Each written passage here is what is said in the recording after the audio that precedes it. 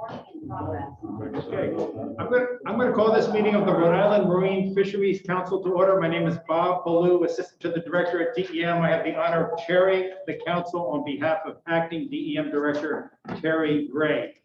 We have a quorum and we're ready to conduct our business this evening.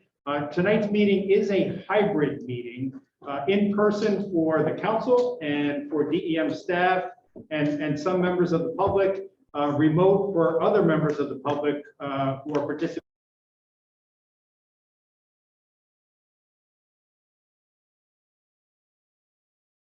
Items that offer an opportunity for public comment. I will first take comments from those present in the room with us, then take comments from those participating remotely. For those participating remotely, if you wish to comment, please use the raise hand feature in the Zoom webinar. At the appropriate time, Nicole Langell Costa, our meeting facilitator, will identify you by name and unmute you. You will then have the opportunity to make a comment or ask a question, after which you will be remuted. For all members of the public here tonight, both in person and on Zoom, please be advised that pursuant to long-standing council policy, for agenda items involving proposed regulatory amendments that have been subject to public hearing and public comment, including all matters under agenda item 5 tonight, there will be no additional opportunity for public comment unless specifically requested by any member of the council. So with that, we're on to our meeting agenda, and item 1 on the agenda is the agenda itself. Does any member of the council have any recommended changes to the agenda? Seeing no hands, is there any objection to approving the agenda as proposed? Seeing no objection, the agenda as proposed stands approved by consent. And we're on to the next item, which is item 2, the meeting minutes from the last meeting of the council from October 12th, 2021, which my colleague, Vice Chair Dave Monty, capably handled. So my thanks to Dave for that. And our thanks to Pete Duhamel for doing another great job with the meeting minutes. Are there any recommended changes to those draft meeting minutes? Seeing none, is there any objection to adopting those meeting minutes as proposed? Seeing no objection, the minutes from the October 12th, 2021 meeting stand approved by consent. And we're on to item 3, which is public comment. This is an opportunity for any member of the public to comment to the council, offer comments to the council on any item that's not on tonight's agenda. I'll first look to those members of the public here in the room tonight. Would anyone like to address the council on any item or matter not on tonight's agenda? Yes, sir. Could you please identify your name? Yes, Richard Lima, Narragansett. Hi, Richard. So my concerns are in this year noticing that we have some out-of-state charter boats, head boats, that are fishing Rhode Island waters. When you calculate these boats coming into Rhode Island waters, I think that they're specifically targeting Untitled Fisheries. You're looking at a boat that on a good day, it's probably 75% fully loaded. So I think the average across the board, you could always consider they have 25 to 30 people on board. They're allowed 5 to tog per person. You take those boats in the month of October, November, possibly December. You look at about based on 25 trips and the amount of people that they have, that 5-boat total is going to be in the 50 to 60,000 pound range of fish that they can take a day. Now, I'm a commercial fisherman. I get shut down. They're still fishing. I pay taxes. I pay for a license in Rhode Island waters. They're not a state boat. I'm also finding that I think the fee for them to come into our waters, they pay a fee, and I think maybe Andy could answer that question. I don't think that that fee is substantial to what they're taking in our fisheries industry. They come here, they jump on board, they fish, they go home. The commercial fishermen in this port and in Rhode Island not only supply fish to the buyers, but they supply jobs to people who live in Rhode Island and support the industry of fishing. I feel that if you're going to allow out-of-state boats to come to Rhode Island and fish and deplete our fisheries, then as a commercial fisherman, I'd like to have our quota increased at least by half of what you're allowing them to take. so that we can keep the commercial fishing industry and the family of fishing a good viable resource and industry for Rhode Island. Thank you so much for that comment. Really appreciate that perspective. We wouldn't be taking action on that tonight, but we could consider it as a future agenda item based on your representation. And unless staff has any immediate responses, we can take that under advisement for future consideration. Connor? Yeah, I guess I would just thank you for your comment. And we've received a number of comments along that were echoing the same concern about out-of-state charter boats, particularly with the TOG in this year from those from states either to the west or south. So we will be considering that element in the upcoming reg cycles, which I'll get to towards the end. But it's a concern that's been echoed a number of times in the last 3 weeks that we're taking under advisement. I mean, as we know, if you have out-of-state boats coming to Rhode Island waters to fish Rhode Island waters, there's a reason for it. They depleted their fisheries. I don't think that they should be allowed to deplete ours. Any member of the comment wish, I'm sorry, any member of the council wish to comment on that? If not, we can. I totally agree. Something's got to be done, right? You know, they're paying $12.50 a year right now to get a license in Rhode Island. I don't think any amount of money is going to keep them out of here. You know, keep the price of doing business, right? We've been talking about this for quite a while, and we can't come up with a way to stop it. So, if you can come up with a way, let us know. Well, I personally think it's no different than what we had with the giant tuna fishing this year, okay? I don't think any out-of-state boat should be able to come into Rhode Island waters to deplete our fisheries when we have plenty of fishermen in our waters that are willing to fish and keep not only the jobs, but the fisheries resources to continue throughout the state. I agree with you, but I don't see how we can stop it. That's the Well, we can't go in their waters.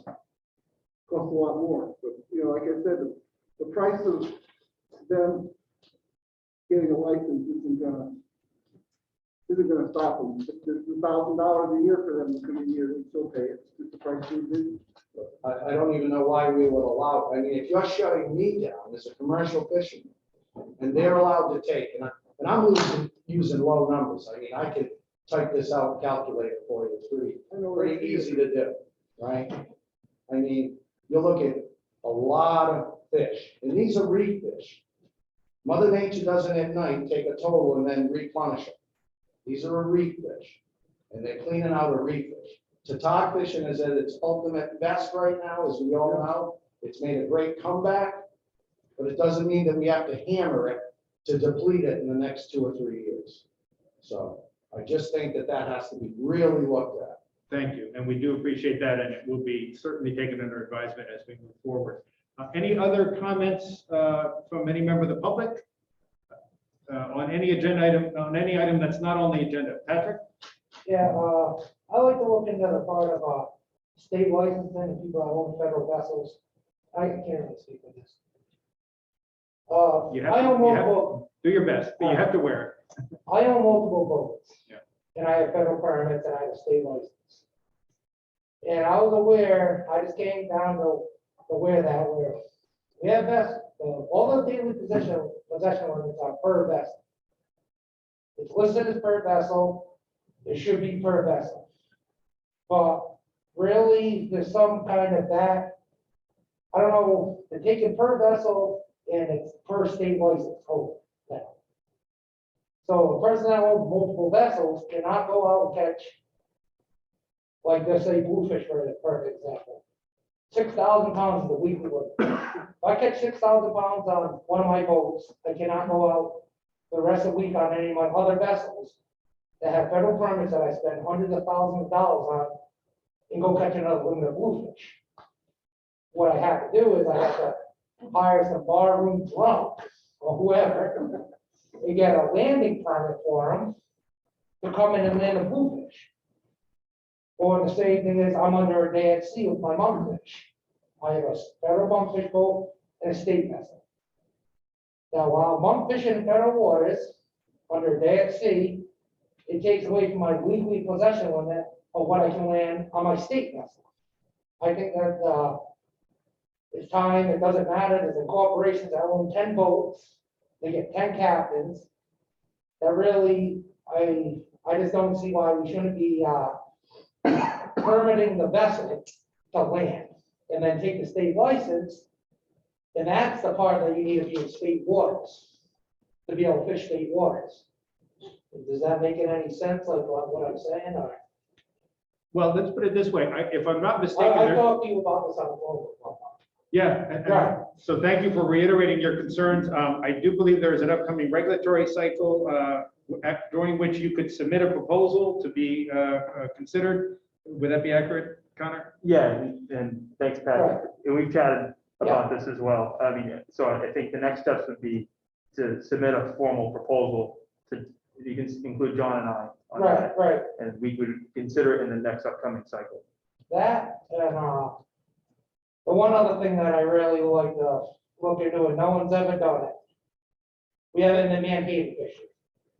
So I killed it. And we get fish very sporadically. Jason knows. And like a perfect example, the bluefish limit was 600 pounds. Now, there was no bluefish around all fall. So I'm fishing my gear, all of a sudden I go out there, it's paved. I pick out 6,000 blues, I throw over another 20,000 dead blues. And then I can't, you know what I mean, like there should be some type of episodic number that you call up and say, hey, we got all these bluefish. I'll tie that boat up for the rest of the week. Or the rest of the month. But like there needs to be like some type of way to have some type of episodic event, that's what they call it with the Menhaden, you know, like a fixed scale fishery, especially Gilbert. Same thing they do with the traps, you know, they come and go so sporadically that we have to look into that, you know, we gotta, some type of thing should happen, you know? Okay, well, we like to have things happen, and that's what this process is about. So hopefully you'll put those ideas forward in proposals, and this council will have an opportunity to review them during the next cycle. So, and of course, through the public hearing process as well. So thank you, really appreciate those comments. Anyone else tonight wishing to address the council? Is there anyone on Zoom that has their hand raised, Nicole? No hands raised. Okay, so we'll move on. Thank you very much. Our next agenda item is the Shellfish Advisory Panel membership.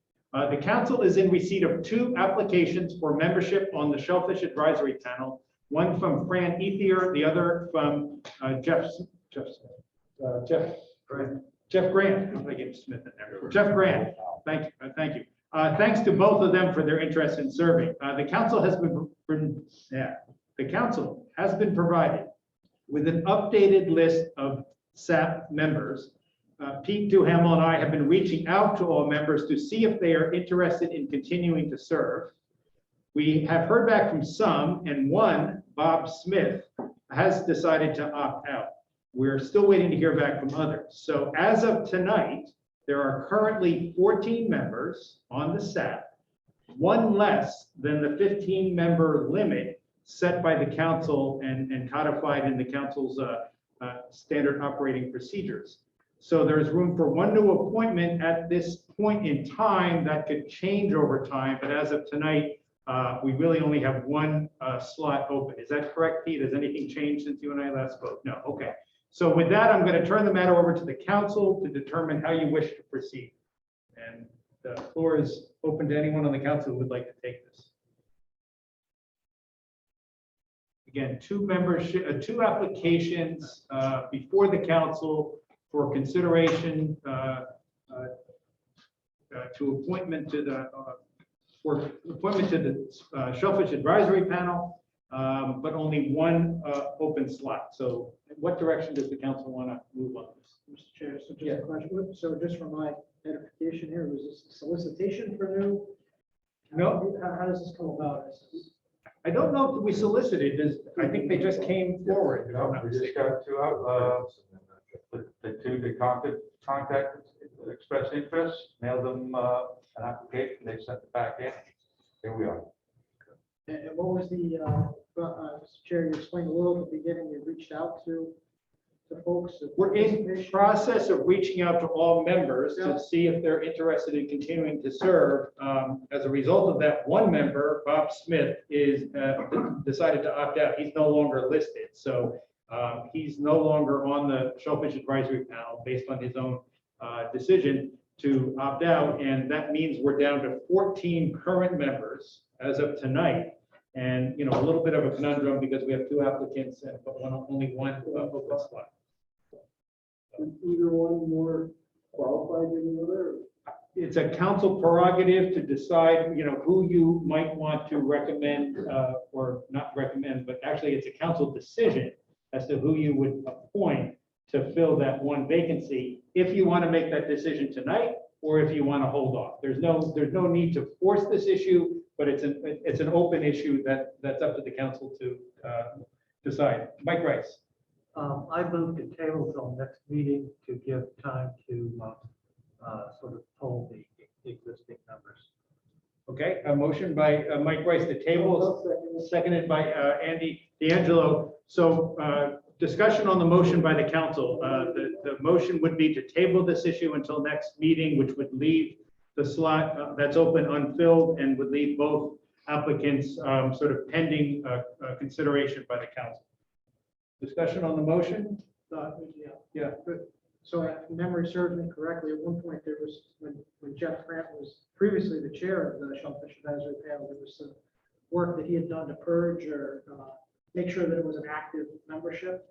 I don't know, Katie, not to put you on the spot, but just got what kind of participation do you get from the list there? I mean, with COVID, it's been a little different, but I do feel it seems as though we've been getting more interest in people joining. So we have, I mean, obviously now we're up to more than we're allowed to have. But I'd say about, like half of the members show up at every single meeting. So there are a few members that haven't been very active in the past few years. And I know that they've specifically been reached out to if they want to continue serving on the panel. And I know there was an email sent to all of the members asking if they're still interested or if they would like to step down from the position. So it sounds like nobody wants to, if everybody does it, wants to stay, keep going. I did have some thoughts on this. So if you look at what each panel member is representing, which sector basically, we do have a very well, and well represented from industry, I can see, and I feel like we have interested people. We should probably let them on to the board, or the panel. But going forward, we should probably think about attendance and maybe term limits or something, just things to think about. But we do have the opportunity for alternates. So if you guys have any thoughts on placing these 2 applicants in different positions. So we're losing a dealer position, Bob Smith, and neither of these 2 applicants will be able to fill that role according to their application. So I had some thoughts, we table it till the next meeting, which is until March. And then, we will be having quite a few SAPs. I think we have 3 SAPs usually before April-ish. So, I mean, it would be nice to have more voices in the room with thoughts and opinions. So if you would like to table it, I get it. Otherwise, I think maybe we could have one person fill that 1 seat and another person be an alternate. Just explain a little bit what's the role of the alternate. An alternate would, and correct me if I'm wrong, Hunter, but an alternate would be a voting member for a specific panel member, correct? In the absence of the In the primary. absence of, so we have, for aquaculture, we have the Jeff Gardner is the primary, and then his alternate is Bob Rowe. So when Jeff can't make it, Bob shows up and he votes for him. So representing the aquaculture industry. really. So, we could work something out that way, or we can stick with it. Totally up to the council. So me personally, I prefer not to table it. I think if we've got two applicants who are willing and want to participate in a volunteer activity, then we should give them the opportunity. So I would rather us discuss how we get them engaged as quick as possible. I would support that, Keith. Your thoughts? Bob, you haven't talked to all the other members of the board. We've reached out to everyone, but I've only heard back from some number. One that said still interested, no other replies. We only did that on Friday. So maybe just give it a little bit of time, somebody else got out and put them both in. Well, that's sure. I mean, it seems like there's so many different ways to skin this cat. You could table it entirely. You could potentially make one appointment tonight and then see where things stand in March with regard to any additional vacancies that might open.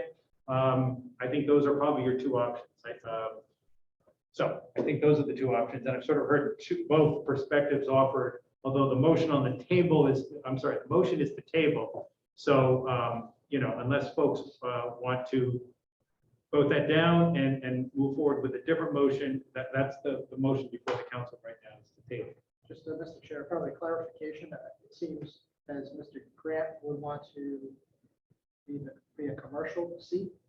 Wasn't apparent to me, the other gentleman. The other woman, actually, woman. Fran, yep. Sorry. And I understand what you're saying. I read her application and I agree that it wasn't clear to me what sort of sector she was offering to represent. Correct. So just trying to think through that alternate possibility. I don't really know what, where that person would fit in. So If we were to say, if we were to have Fran be an alternate, would we kind of figure that out later on, or would we now appoint her now as an alternate? I don't know if the council can appoint alternates. I think it's the members who designate their own My alternates. understanding, they Yeah. come with that. So it would be the prerogative of any member to select perhaps one of these candidates as an alternate for the interim, and then potentially that person could become a viable candidate, say by March, if we hear back from one or more current members indicating they no longer wish to serve. So there is a couple ways to steer forward on this, and again, it's really up to the council how you want to proceed. I don't want to influence that decision. And in that case, would I be considered a member as the panel chair? I don't think so. I think the membership is in addition to the chair, not including. So again, we've done the math and we know we're right now have one vacancy that we know of. There could be more down the road, but we know we have one tonight. And again, a little bit of a dilemma in terms of two candidates with only one open position. So We have a lot of really big decisions coming up for Providence River, and I think having more members on the panel would be more representative of how everyone develops. So it sounds like you're leaning toward the sort of second option of appointing someone tonight to, it sounds like Mr. Travis was leaning in that same direction. I'm game to take a vote if Well, I will withdraw the motion if the seconder agrees. without objection, the motion is withdrawn and the table is open for a new motion. The floor is open for a new motion. Would you like to make that? I'd like to make a motion to appoint one of the applicants and as a member of the Shellfish Advisory Panel, and ask the panel to place the other candidate into I would say, as On hold. Sort of in queue, remain in queue. I think you would need to specify which of the candidates. okay, in the motion, or Yes. can we discuss it first? Or, I think it would be easier and cleaner to just specify in the motion who you would recommend appointing to the panel. I think Jeff Grant would be a good to have on the panel because he has a lot of experience on the panel as the chair, former chair, and this seat. So I would like to fix him as a panel member, and then Fran could be in queue for consideration at the next meeting if there's a vacancy, and also available to serve as an alternate to any member who might wish to select her as their alternate. I think that's the way to play out. Is there a second to Katie's motion? Seconded by Jason Jarvis. Discussion on the motion now before the council, which is to appoint Jeff Grant to the Shellfish Advisory Panel. Yeah. Clarification, the alternate is that recommendation made by the staff itself? It's made by, there really, my understanding was, I did read through the protocols today, so I was ready for this question, is that any member can select anyone they wish as their alternate. So that if they can't make a meeting, if they're not able to, then they have the prerogative to say, somebody is going to serve in my place and vote on my behalf at the meeting.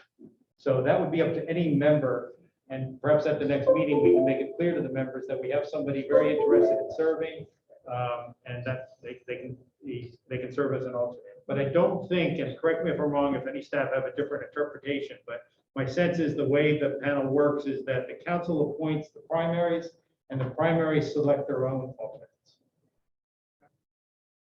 So having read through the protocol, that's what we have in place right now, so we should follow our own protocol. So that would be, I think, how we proceed on this. Further discussion? Council ready for the question? If so, all in favor of the motion to appoint Jeff Grant to the Shellfish Advisory Panel, please raise your hand. It's unanimous. Thank you. And we will reach out to both Fran and Jeff to convey the outcome of this deliberation. I realize it's a tough issue. When you have two people willing to serve, you want to accommodate them both. And I, again, want to thank both of them for their interest in serving, and there may well be an opportunity at our next meeting to give consideration to. Mr. Chair, could we just make sure that we close the loop at the next council meeting on the status of everyone here? Yep. Make sure we have that. Pete, can you make sure that's on the agenda? So we'll make 100% sure that everyone has been checked and double checked regarding their interest in continuing to serve, because we don't want folks holding a seat warm when they're not in that seat. That doesn't make any sense. So thank you for that. Appreciate that. Thank you. Good discussion. Yes, Pete. So you just said there's some ways of skinning cap. I'll set up a policy that just kind of shows how it's, you mentioned term limits. So you can write it however you want. So there is term limits, number of members is all just a policy. So Let's do that. At the next meeting, as an agenda item, we'll not only report back on the status of our check with regard to the membership, but we'll provide the council with a sort of current status of how the protocols are set up. And that might be an opportunity for the council to consider changing that along the lines of many of the suggestions that have been made tonight. So I think that's a really healthy exercise for the next meeting. It's great to have a really active staff, by the way. It's a credit to all involved that we've got sort of a, when you've got too many people vying for an opportunity to serve, that's a good thing. It's a tough decision, but it's a good thing to have that level of interest. So thank you to all involved. Okay, with that, I think we'll move on to item 5, which is proposed regulatory amendments. There are 4 items that have been subject to the full regulatory process and are before the council tonight for recommendations to the director. All public comments submitted during the process have been included in the council's packet. Per usual, DEM staff will first review each item. I will then look to Connor McManus, Chief of the Division of Marine Fisheries, for the division's perspective on the issues. And then I will open the floor to questions from the council and then entertain motions for recommendations to the director. We'll do that cycle 4 times with each set of the 4 regulatory issues. So with that, I think the first up is commercial black sea bass, and I think John Lake has the floor. John?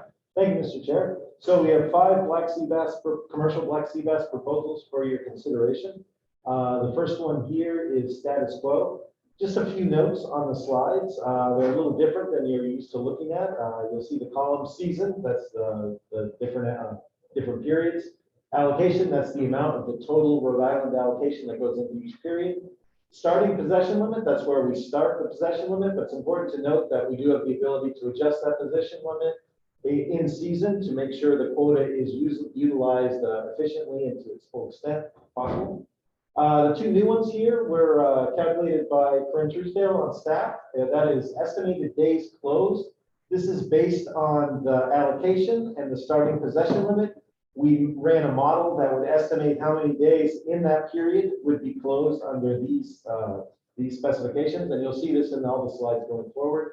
And then similarly, another modeled column here is quota remaining based on the period and allocation and starting possession limit. This would be if you just let it run with that starting possession limit and that percent allocation, how much would be left? Now, obviously, we would not let that fish stay on the table. We would adjust our quota, our possession limits accordingly, upward if need be, to consume that quota for that period. One other thing I'd just like to make a note of on the slides is the seasons here in the left-hand column. These are the status quo black sea bass seasons. There has been a couple proposals to maybe adjust the seasons to come in line with fluke, which you're going to see on the next slide. You have the ability to comment on that, to put it on any of these proposals, including maybe a modified status quo. So with that, this is the status quo. We're all familiar with this one. This is the regulations in place for this year. You want to go to the next slide? This slide is an industry proposal that we were given at workshop. And basically, it adjusts those seasons, like I said, to come into line with our fluke seasons, periods, I should say. And the other change here is you'll see that it was proposed to take 5% of the allocation from the winter 1 period and put it into that July and August period there. Also, the possession limits to start both the May period and the July period would be adjusted upward to 75 pounds per vessel day. And again, you can see the projections of the estimated days closed for this one and the quota remaining. It just run at the starting possession. Yeah, look at that. All right, if you want to go on to the next slide. So this proposal 3 at the workshop, the division was requested to look into a scheme that would keep black sea bass open for the year to the maximum number, the least amount of days closed. So once again, we did some modeling in-house to come up with this proposal here, which basically examined how to best keep the fishery open the longest amount of periods. Once again, we also adjusted those periods to come in line with fluke. That was part of the request as well. And as you can see, there are some shuffling around of all but one of the periods, the amount of the allocation that would go into it. And this would be the scenario which, in the division's estimation, would maximize the number of days open for black sea bass. Okay, proposal, next slide, please. So proposal 4 was an industry proposal, and this one basically has creation of 2 periods, the winter 1 period with its traditional 25% allocation, and then 1 large period going from May till the end of the year, which would get the remaining balance and just start at 50 and try to stay open for as long as possible for the year. And then there's one more proposal. So this proposal here is another industry proposal. I will say this one came in after the workshop, but during the public comment period. So you might not have seen this at the workshop. It is very similar to status quo, with the exception that the starting possession limits for May and July periods would start at 50 pounds per vessel day instead of 100.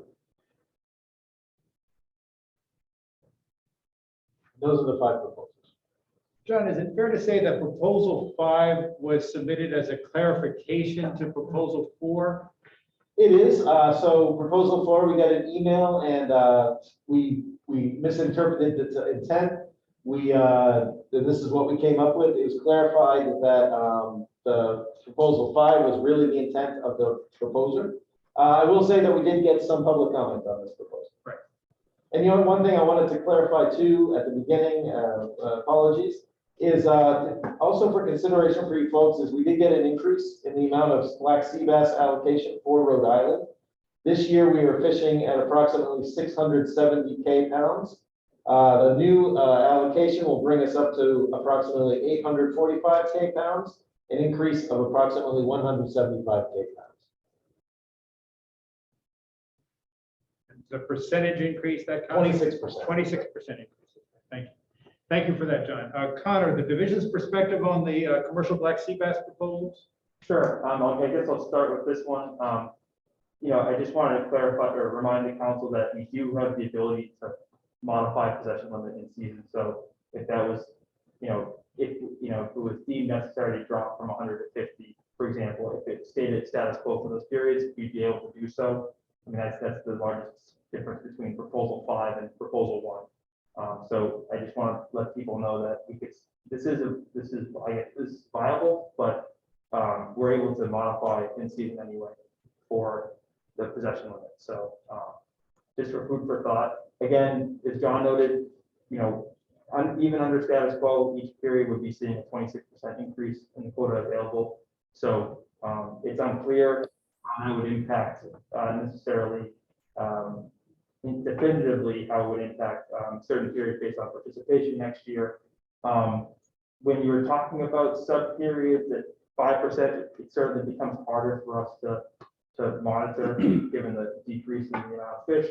But overall, there is no strong position from the division on a proposal moving forward. But I just urge the council to consider the increase in the overall quota in terms of how they would like to move forward and seeing next year's allocations. And how about on the issue of aligning the seasons for commercial black sea bass with commercial summer flounder? Does the division have a perspective on that particular issue? I mean, not for or against.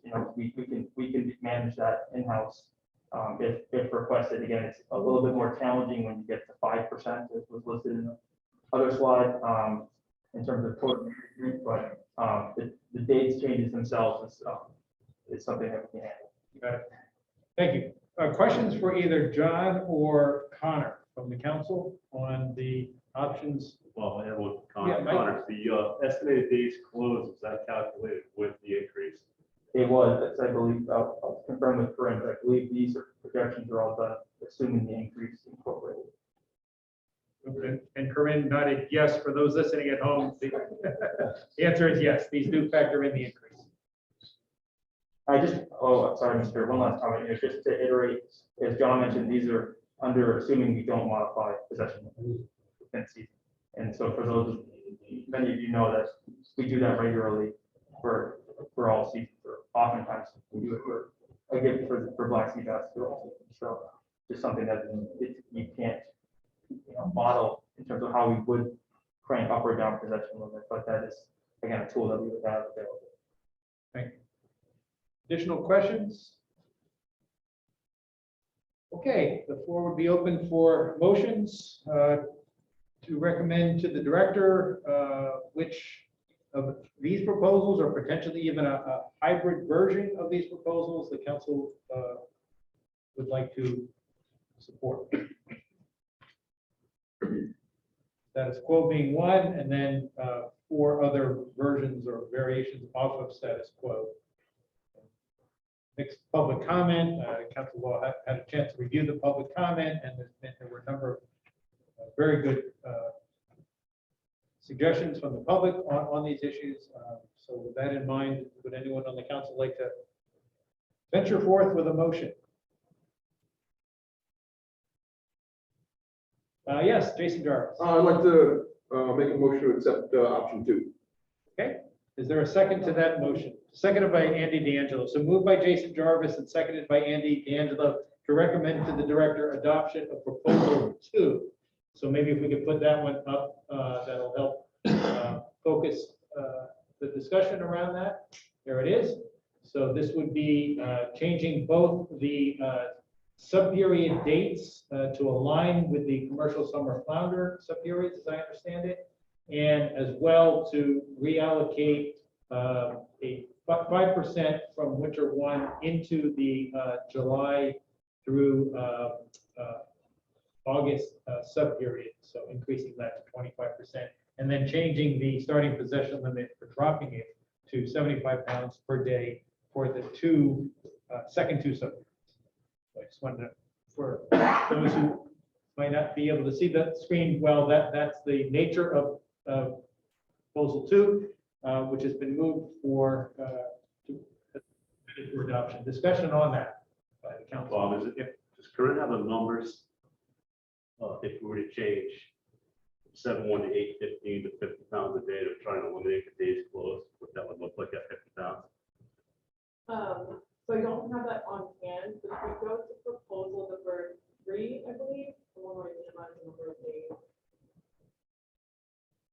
So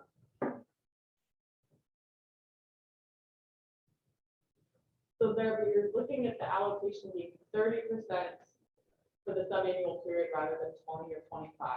So you're getting more quota within that period with this estimate.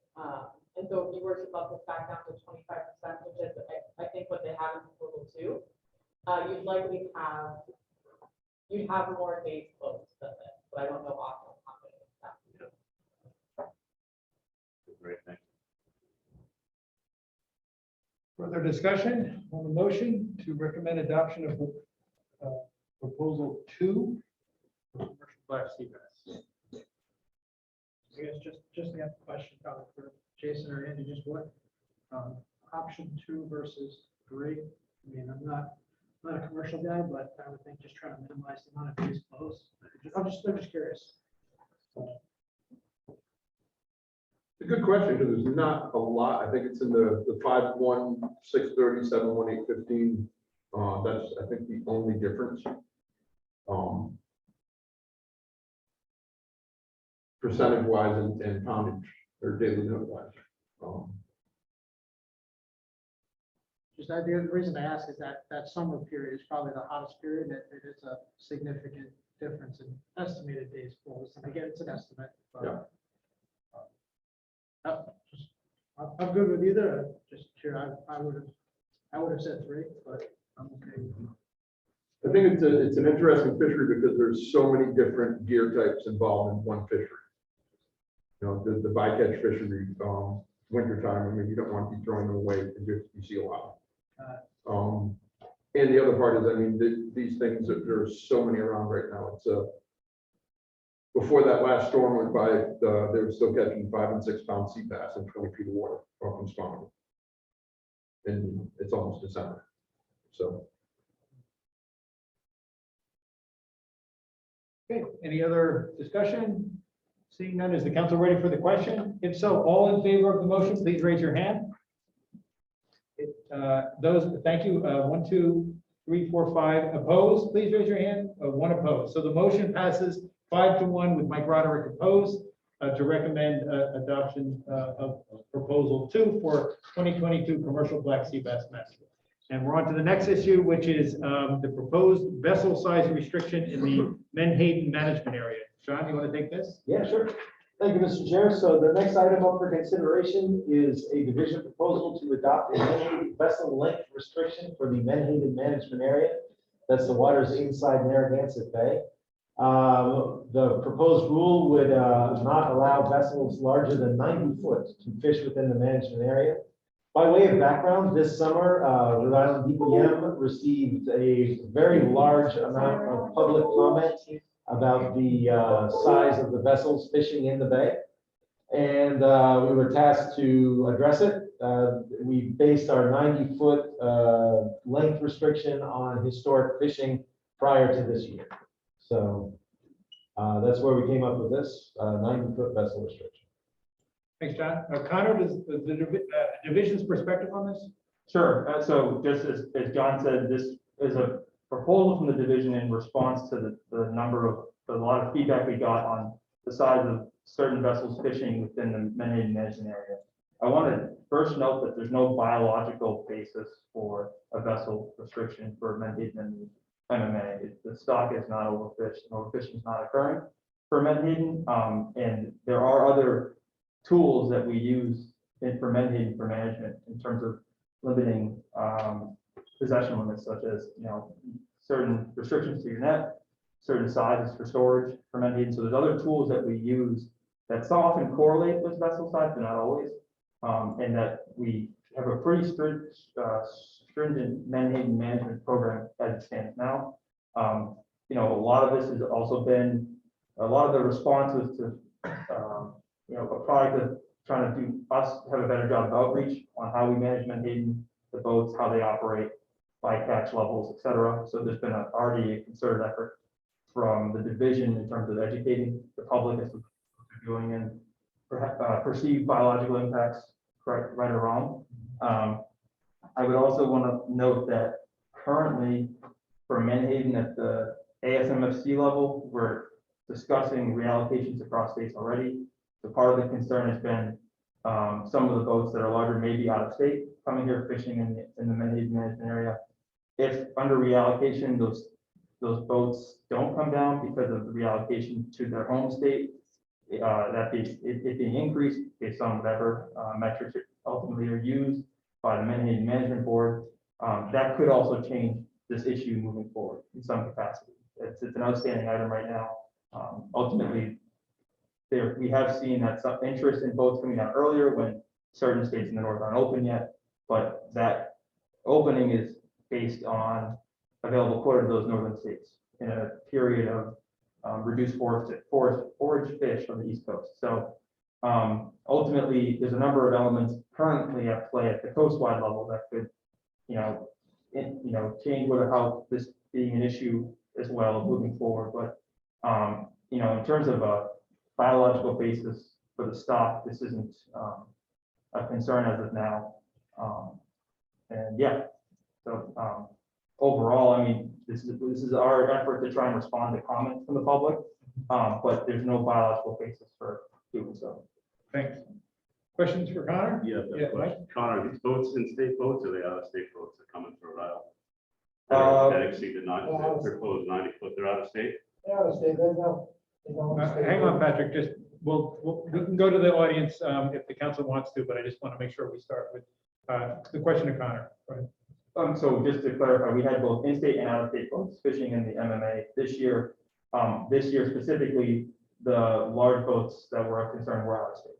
Okay.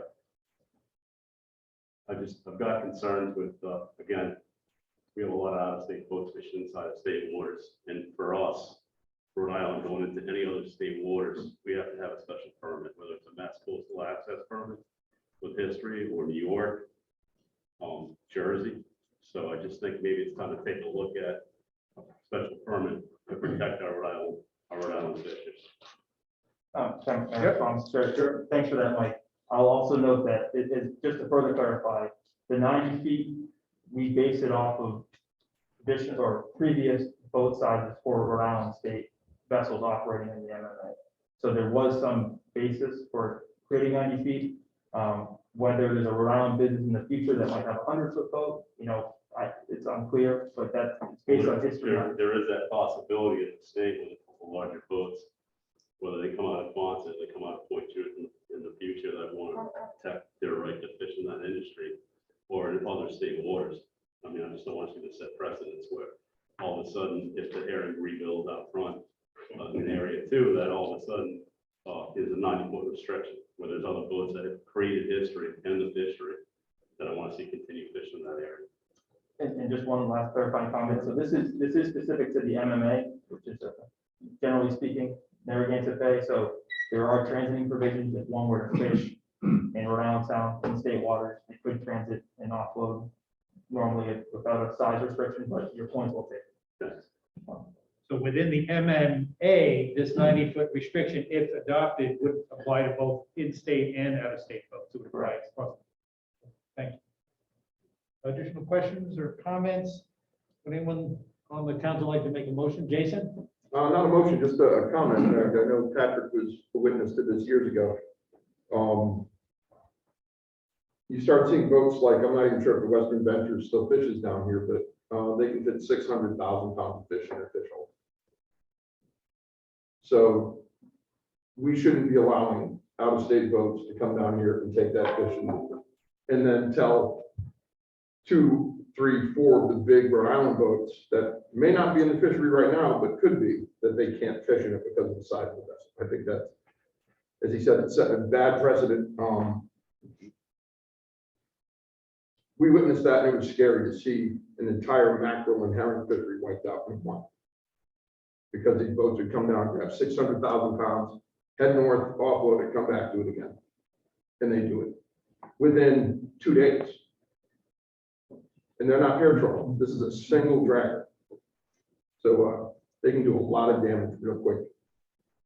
And I think we really, and it goes back to what you had said earlier about charter boats in state waters, out-of-state boats. I mean, it's across the board. We got to look at it. Good points. On this particular proposal, would anyone like to make a motion one way or the other on it? what they would recommend to the director. Mike Rice, And recommend adopting this proposal.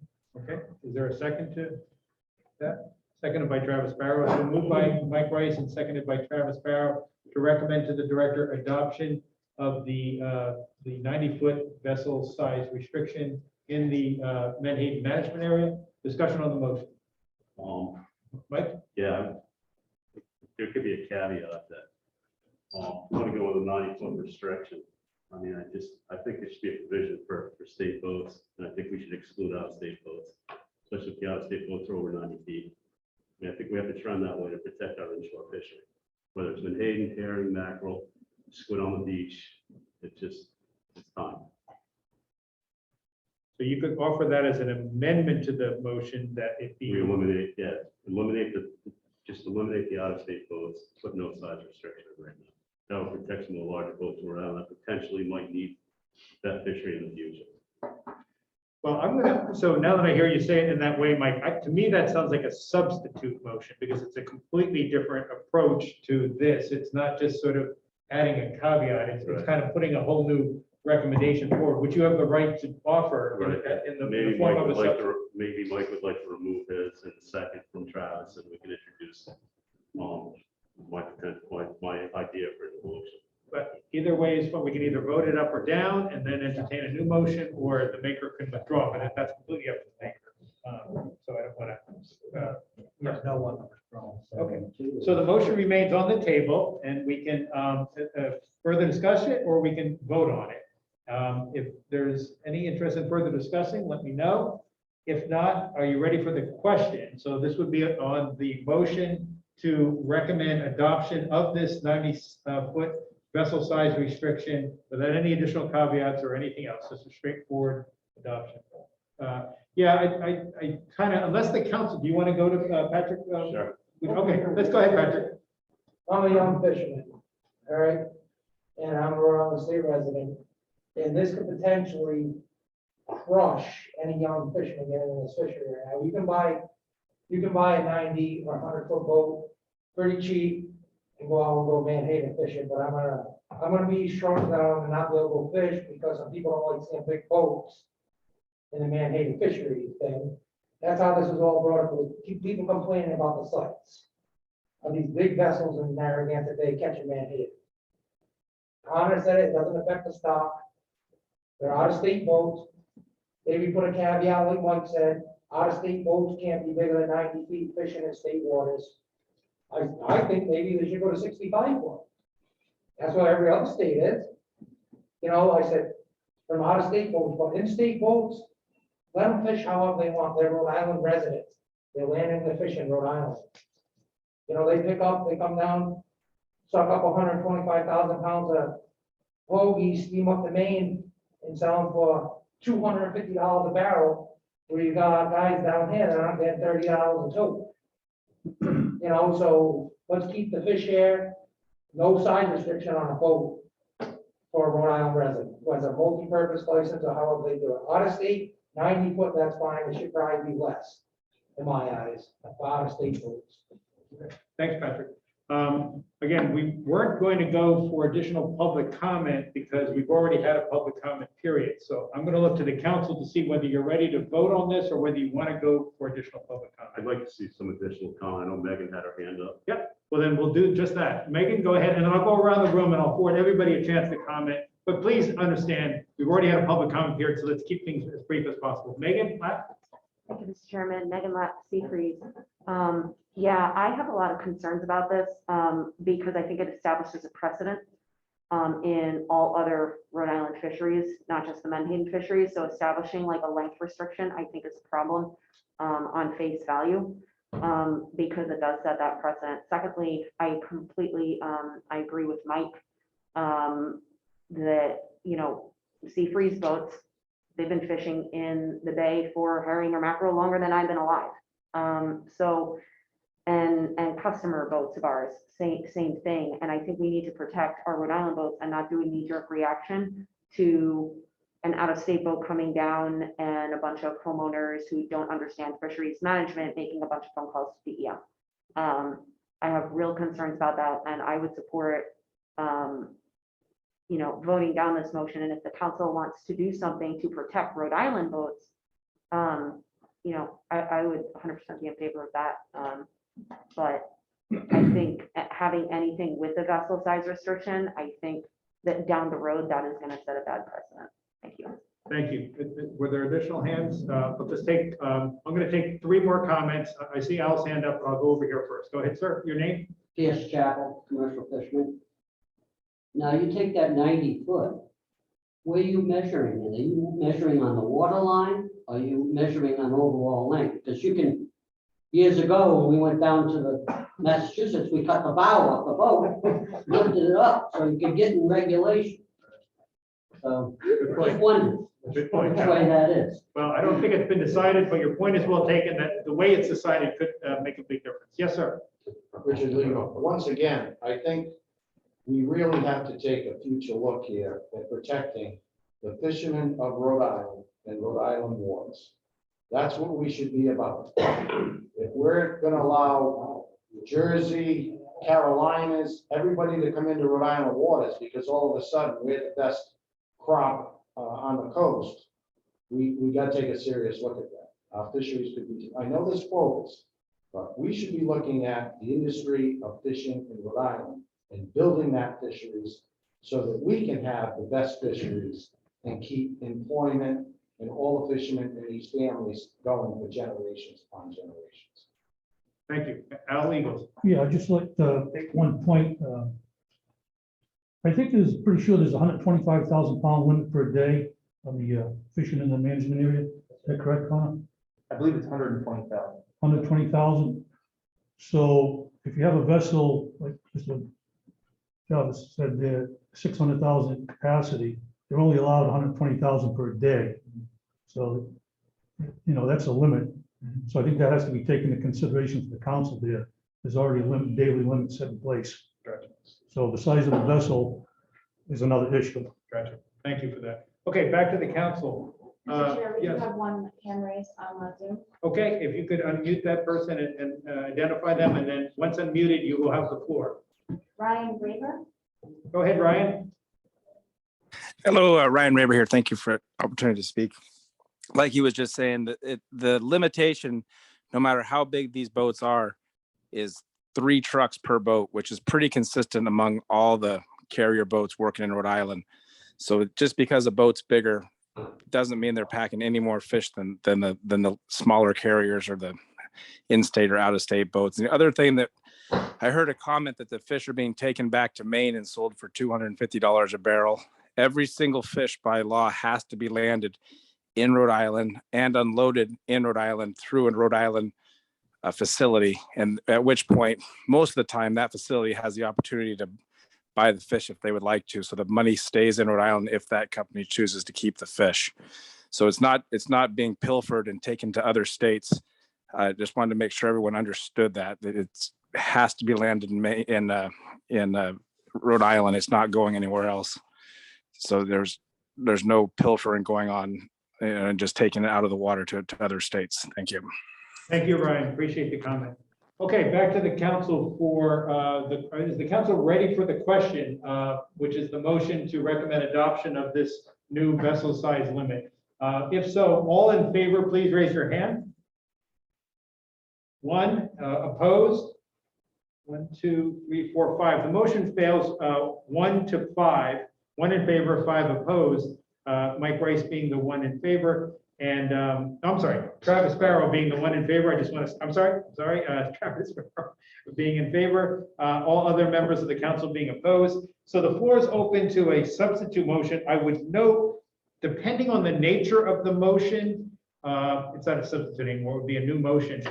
Depending on the nature of the motion, it may or may not fall within the gambit of what was noticed publicly. So it could be something that the director would consider and potentially move forward in a subsequent regulatory with a subsequent regulatory proposal. I'm not sure if the director would be in a position to be able to render a decision on a proposal pertaining to in-state versus out-of-state boats, since that wasn't noticed as part of the proposal. That shouldn't stop any member of the council from recommending it. I just want to be clear on what the implications might be of something that falls outside the ambit of what went at the public notice.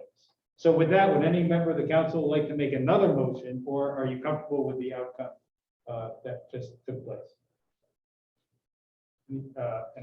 If you're comfortable, but seeing no hands, I'll assume the council is comfortable recommending that the director not adopt. In other words, no motion.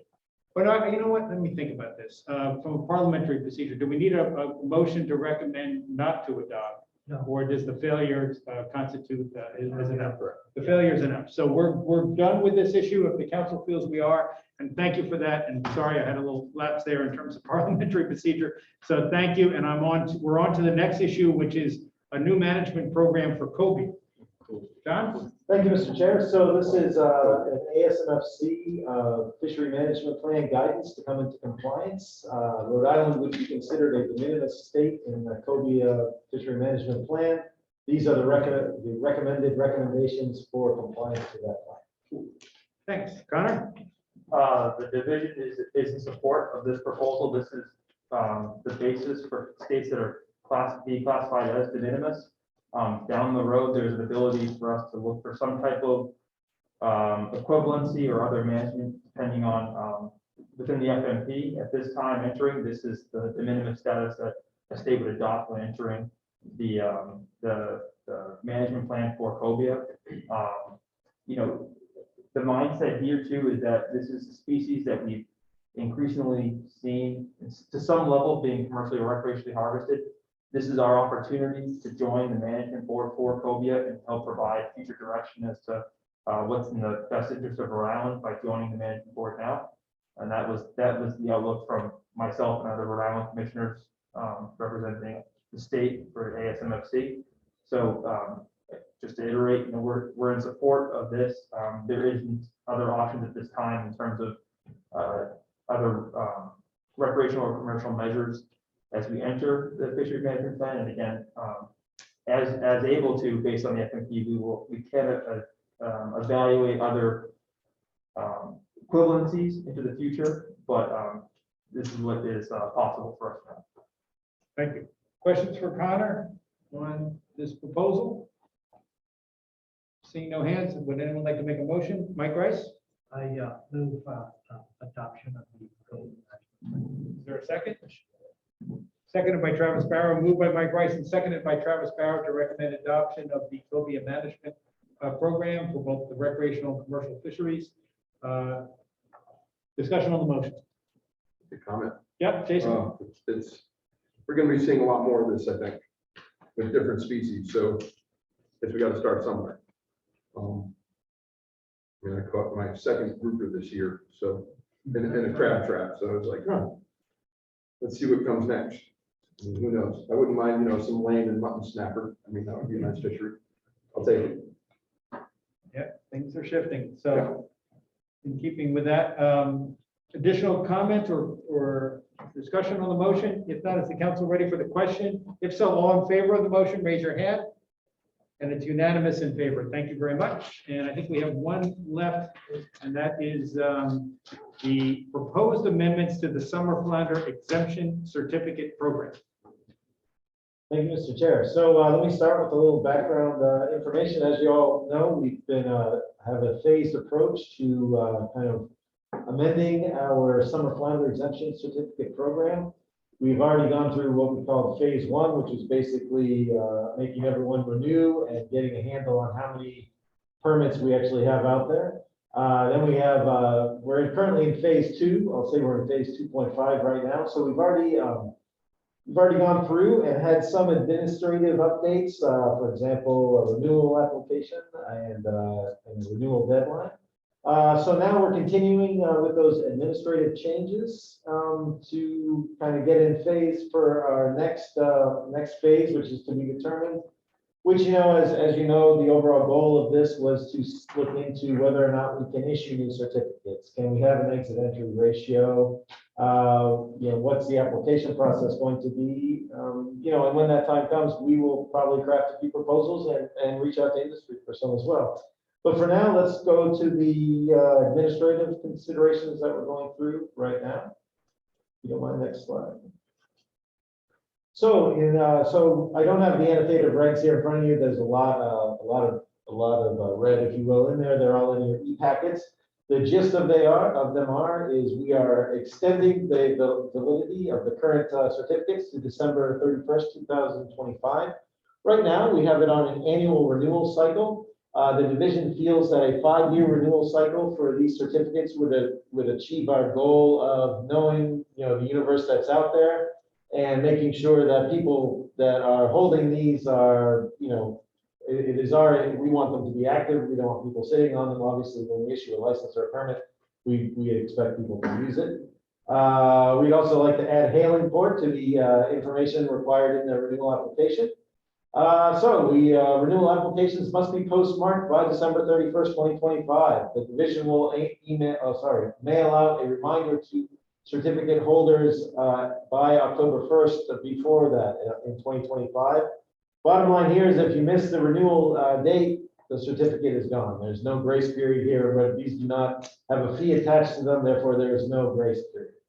Okay, so there would be so once again, we already have an application process. We also now have an application required for a vessel replacement or a change in vessel ownership.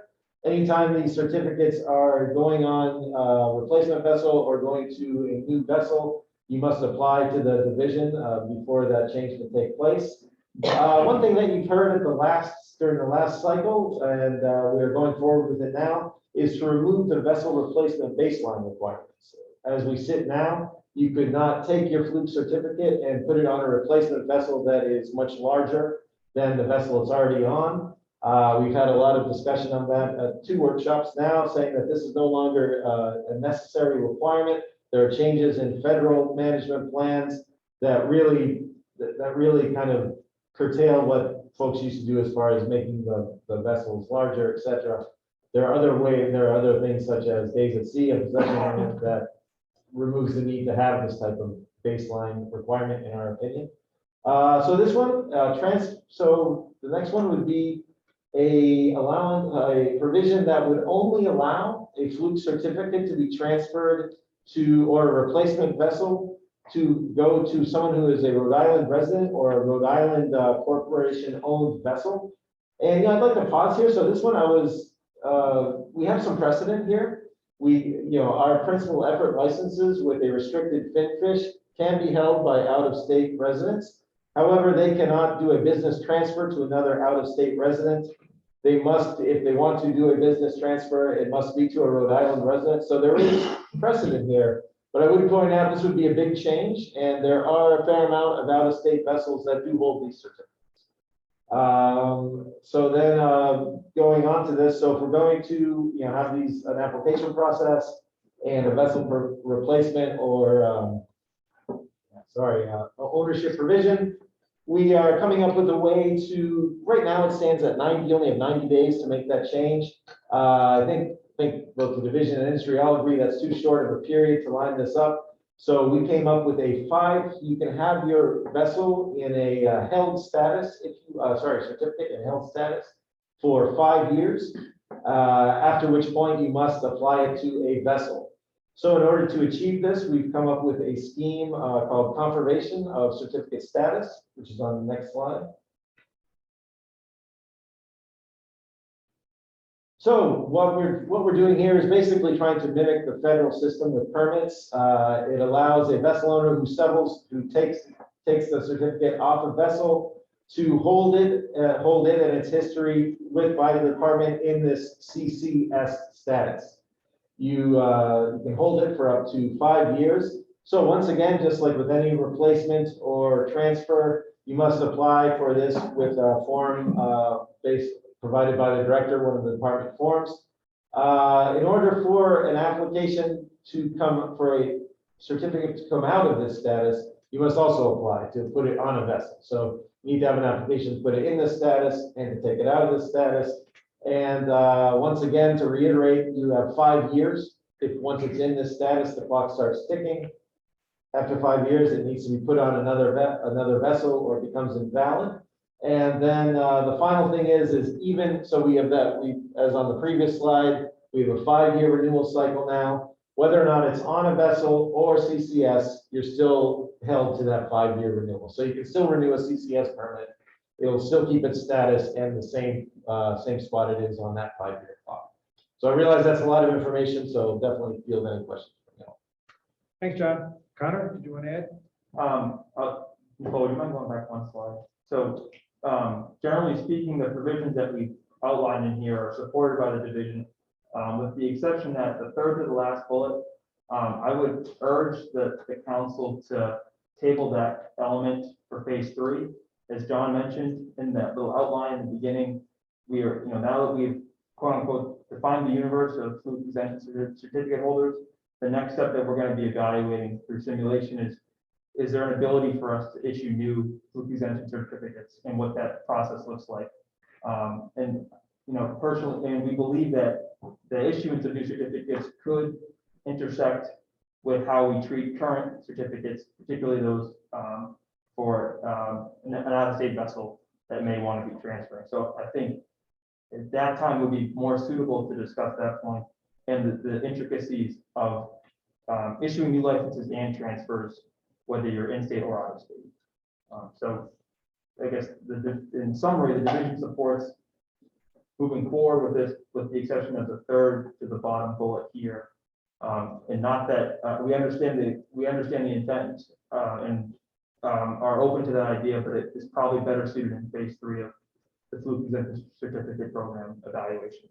And I know John mentioned this, but phase 3 is scheduled to take place next year? Our goal would be 2022. Yes.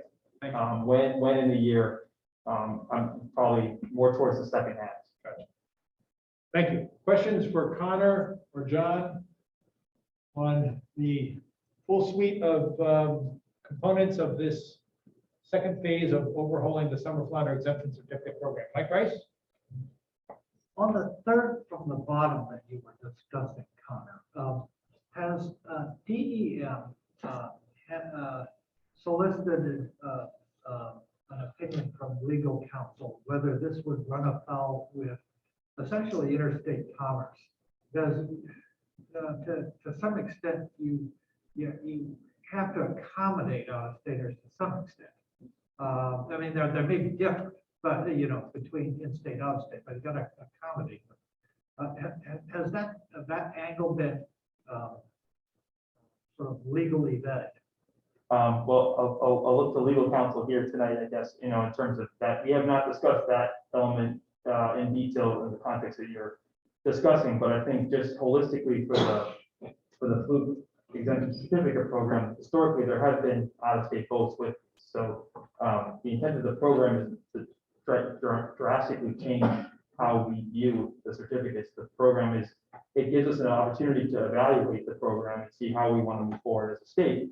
And I think that's ultimately why the third from the bottom is better tied to the larger discussion as to the future of the size of the program and I guess future participation both in and out of state. Because I do think that the issuance of new certificates and the transfers are related to some degree, and it's probably better to deal with those as a package as opposed to the transfers now and new licenses later. Yeah. Is it rationale why 5 years in confirmation of certificate status, where the federal government, we could put a permanent CPH and there's no time restriction? And Yeah. The reason I'm saying this is replacement vessels just aren't the snap of your finger anymore. There's not a lot of vessels available. Our fleet's getting older. And I just see this becoming an initiative. I've raised this, I've had conversations with you as well. And that's just a huge concern of mine, saying that, it's only 5 years. I mean, this is always a loophole for someone to put that permit on the skip because there's no more baseline. But again, why have people use a loophole? Is it 5 years really necessary? Yeah, so thanks for your comment, Mike. So ultimately, the division has been striving to find some time period to try and make sure the certificate is moved or identify where it is, because we don't want to revert back to the system we were before, losing these certificates, track of these in the ether. And through the effort we just went through, this is just a method for us to allow us to gravitate more towards having an understanding of the size and status of these certificates. I think originally we went through this, we had discussed a range of years, 1, 3, 5. It seemed like 5 at the time, based on public comment, I believe, to John, this was the most, I guess, in the middle between what we heard from folks against it and kind of looking for some type of time limit. That's where 5 came from, and it's not, I don't believe it's based on anything from federal regulation. Okay, I'm just saying, basically, I'm not sure what the number is back in the day, it was maybe 171 permits. For the technology that we have today with the renewal process that just took place, I need to track 25 permits. I don't think would be a major issue. I mean, the federal government, the National Fisheries is probably tracking 1,000 permits, and it's never an issue with accountability. Thanks, duly noted. Comment. Additional questions, comments? So there's been a number of sort of thoughts and suggestions regarding some or all of these provisions being considered for adoption. Would anyone on the council like to venture a motion in terms of how to recommend, what to recommend to the director regarding this suite of proposals? Realize it's a lot here, not an easy one to get your arms around, but Well, give it a shot. sure, Mike, Bryce. Yeah, to recommend to the director the consideration of this proposal for programmatic changes, all except for transfer to another vessel replacement to be held for later. Understood. Is there a second to that motion? Seconded by Jason Jarvis. So moved by Mike Rice and seconded by Jason Jarvis to recommend to the director adoption of all of the provisions associated with the proposed programmatic changes pertaining to the summer flounder exemption certificate program, except the provision pertaining to the transfer. I don't have that language in front of me, to out-of-state vessels. I'm sure Nicole will get that finessed as the discussion ensues. Discussion on the motion.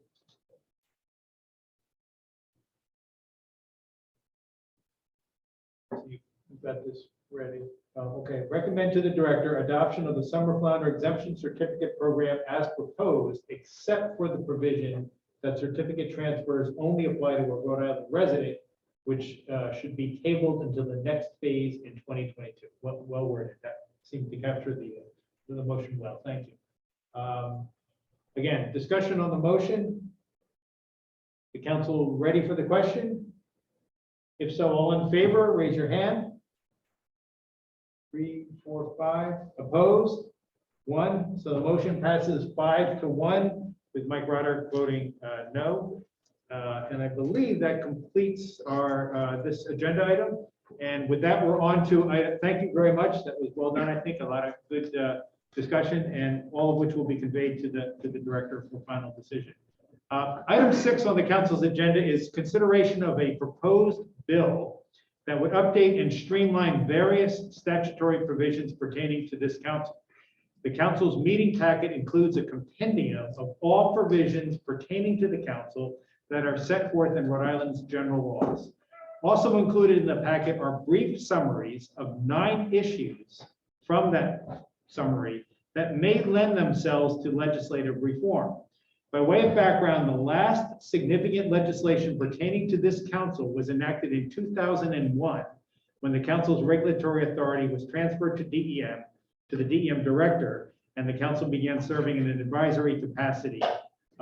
In 2002, there were some additional amendments pertaining to the council that were enacted as part of the commercial fishing license reform statute.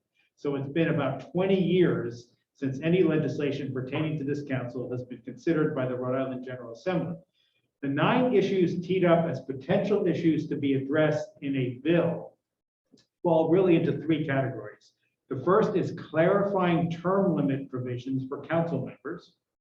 The second would be a series of updates and streamlines to the powers and duties of the council, largely addressing obsolete provisions dating back to the early 1980s.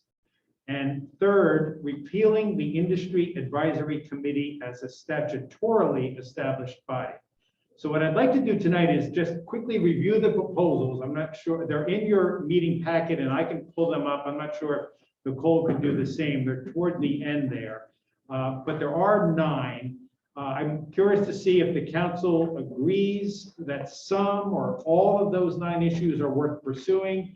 And also, of course, see if there's any additional issues that any members of the council would like to see added. If the council supports moving forward with the development of a bill, DEM would seek to do that on behalf of the council, working through and with the governor's office. And if the governor's office concurs and a draft bill is developed, that draft would be subject to further review by the council before being submitted to the General Assembly. And of course, once submitted, a bill is always subject to modification through the legislative process. So I just wanted to walk through all of that to give you a sense of where we are in this discussion, i.e. very early in the discussion, really at the conceptual stage. But this is the right time of year to be having the discussion, because if there is interest in moving forward with a bill, the legislative session will be starting up in early January, and this council won't be reconvening again, at least theoretically, or at least as planned, until March. So the window of opportunity would probably have passed by then. So we wanted to put it on tonight's agenda for that reason. I'm going to just quickly tick through the limits, tick through the issues so that the council is clear on them. You know, as is always the case with, you know, statutory language, statutory issues, this can get pretty intense in terms of the detail. And I don't want to get too bogged down tonight, but happy to open the floor to discussion. But the first issue is one that really has, come to the fore in several instances during the process of having council members reappointed to a second term. The language in the statute is awkward. I'm going to be blatant about that. It reads that members of the council shall serve for a term of 4 years and may not succeed themselves more than once after January 1, 2002. So the problem there, or the issue there, is that some members are appointed to fill the remaining terms of members who resign or for whatever reason leave the council. It might only be a year or two. Then they're subject to reappointment to what would really be a first full 4-year term. And the sense that many have is that the intent of the General Assembly was to have term limits apply and have them apply to only after members serve 2 full 4-year terms. Now, it has sort of in practice worked out that way, but it's always been with a wince. And what I mean by that is when we've worked with the governor's office on reappointments, they've read this language and they've called attention to the fact that it seems to suggest that you can only, well, it doesn't suggest, it states that you can only succeed yourself once. So it's something that the council may want to consider at the very least this issue. Then as we move down, item 2 has to do with initial terms. This is very obsolete language. This was enacted, I think, back in the 1980s, and it has a sort of rolling provision where initial appointments, 3 members for 2 terms, 3 members for, 2-year terms, 3 members for 3-year terms, and so on. That faded many, many years ago and is no longer applicable. So the proposal there would be to repeal, just to clean that up and get it off the books. The next is a very important one, roles and responsibilities of the council. I mentioned that there were a number of additions and a lot of places in the general laws where the council's roles and responsibilities are set forth. They're not consolidated. They're not in one place that speaks to the role and powers and duties of the council. They're spread across 3 sections of the general laws. So the proposal here would be to, as a potential amendment, to consolidate and streamline all of the current, and not change anything, no substantive changes, but put them in an orderly fashion, let's say. Item 4, penalties. This is a very obsolete penalty provision that when you read it, you just wonder, why is it even under the council statute? It's no longer applicable, and the proposal would be to repeal that because it's obsolete. Item 5 is probably the one that's would lend itself to the most discussion because it's It's a kind of oddly worded statutory provision pertaining to shellfish and marine life management areas. And I don't, first of all, I think the wording here on the screen, and I realize not everyone's reading this, it's pretty dense, but I don't think this is well characterized yet in terms of exactly what the proposal might be. I would be the first to suggest that this is one that we should spend some more time talking about, perhaps tonight, perhaps, as we move forward, because again, I don't want to get into too much nuance here, but the way the statute reads right now is awkward with regard to this provision. I'm just going to go on and we can come back to it if people want to talk about it. But I just want to get through the 9 items first, and then we can sort of see where the council would like to go. Item 6 is the suspension. It pertains to the suspension and revocation of licenses. Again, very obsolete provision that has really nothing to do with the council's authority. So the proposal there would be to repeal. There is an oddly placed provision under the council statute that pertains to the regulation of fishing in the Great Salt Pond out in Block Island. The idea there, we're not going to change it, you're not going to repeal that, but just relocate it to a more appropriate place in the general laws, because it really doesn't have anything to do with the council's role and responsibility. So that's just a relocation proposal for item 7. Item 8 is interesting. It has to do with advisory committees. The background on this is that the council has the authority to establish advisory committees and to address any issue, including licensing. So the proposal, if you just scroll down, would be to enact a new section that relocates and clarifies that existing authority. So that's just another housekeeping measure. It's already in statute, it would remain in statute, but it would live in a place that makes more sense. I'll just put it that way. And then lastly, and perhaps most interestingly, and I anticipate there might be a good deal of discussion on this and perhaps the shellfish and marine life management area issues. I think they're the two that lend themselves, in my opinion, to the most, are most likely to be discussed and not really sure how to proceed.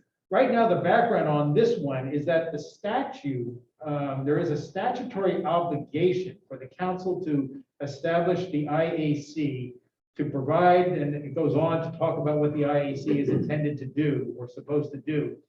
The idea here is that it puts the division in an interesting and sometimes challenging position in terms of how to handle the IAC because of its statutory status.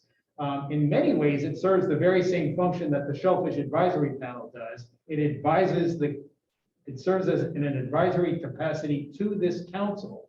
And it serves an important purpose, but because it's baked in statute, it creates some challenges in terms of how it's administered, whether you need quorums and how the whole thing is handled. So the suggestion would be, the potential amendment would be to repeal it as it currently exists in statute, while retaining the council's authority to establish it as an advisory panel if it so chooses. So the industry advisory committee could stay exactly as it is, or it could be tweaked and modified as the council sees fit in the same way the council handles its shellfish advisory panel, and the council would no longer be obligated to heed the statutory requirements governing the industry advisory committee. So I just wanted to, that's the end of a rather long overview of what this is about. And at this point, I'll be happy to entertain questions. We can, ultimately, this can be an issue that comes back before the council. I think it almost necessarily needs to, depending on what direction the council wants to go in. But that might require a January standalone meeting for that. If the council feels like this is important enough to pursue and really wants this to be the year they pursue it, that you pursue it, we might need to reconvene in January once we put some more meat on the bones. This was a challenging issue to sort of tee up because we didn't want to get too far over our skis and too far forward with any sort of proposal before letting the council guide us in terms of what they would like to see happen. So that's essentially where we are tonight. Hopefully, I know Dr. Rice has had good experience in the legislative process and knows full well that these things, even when they seem simple and straightforward, can be very challenging to address up at the State House. But that shouldn't shy us away from doing what we think needs to be done. So that would be my editorial comment, that it would be a big lift to have a bill move forward this year, but the time might be right to do it. And that's for all of you to decide and discuss. So thank you for your indulgence. That's the overview of this issue. How would the council like to proceed? Any questions or thoughts on the issues that have been teed up? I know there's a lot there, and I know this is, yes, Mike. Conceptually, from what you've outlined, I think it's a pretty good idea to get all of the fisheries council statutes all kind of lined up in one place, easy to find, and sort of get rid of some of these obsolete sections. I think it's a pretty good idea to do. I think it's I think it's a worthwhile. Thank you. Additional thoughts? I concur with Dr. Rice. And it was 2001, if I'm reading that correct, was the last time. And Yeah. 20 years ago, I think if we're going to spend some time, and wouldn't support doing it tonight. I would like to get home, but I think it's a worthwhile. I think we need just some independent time just on this topic. Yeah, and that was what I was thinking, that we wouldn't get into the weeds tonight, but we would at a subsequent meeting if the council thought that it was the right way to go. In other words, we would put the flesh on the bones as a proposal for a subsequent meeting, and we then really look at what is being considered and proposed, and there could be opportunities to do all kinds of modifications as the council sees fit. The council might decide, no, I don't want to go forward with that part, but I do want to go forward with this. So, that would be the next step in the process, is to further refine the proposal and start to look at potentially some draft language. We just didn't want to get going on this unless there was support from the council to do so. Mr. Chair, do you need a motion for that, or just a head nod? I think it would, let's put it this way, it would certainly help. It's not necessary, but it would help to have a motion to, and I think Nicole might have even had something teed up just in case the council decided to move in this direction. And let's see if that comports with what you were thinking, Travis, to recommend the director pursue amendments to the Rhode Island Marine Fishery Council statutes as proposed. And by pursue, it just means move forward with the process of developing them. It doesn't mean by any means that there's a decision or agreement to adopt anything. It's just that the process is going to be an iterative one. It's going to take a few steps. Now's the time to kind of get the wheels turning. So if, Travis, would you like to make that motion? Is there a second to that motion? Seconded by Katie Egan. So moved by Travis Barrow, seconded by Katie Egan, to recommend the director pursue amendments to the council statutes as proposed. Further discussion on the motion? Seeing none, is there any objection to the motion? Seeing no objection, the motion passes unanimously by consent, and we're thank you for that. And I think, Pete, we're going to need a January meeting on this for this. I don't think I know we can't wait till March. So I think a heads up that for this issue, you guys just kind of gave yourselves a new meeting in January, but it would probably be a single item agenda, and it would be this. Maybe if there's something else pressing, we can consider it. But right now, I'd like to suggest a standalone meeting in January to review this issue and get into it a little bit more. Connor. Mr. Chair, just to clarify, are you suggesting that we would need like not a regulatory cycle, just a standalone Rhode Island Marine Fisheries Council meeting to provide support or guidance as to our next steps with statute?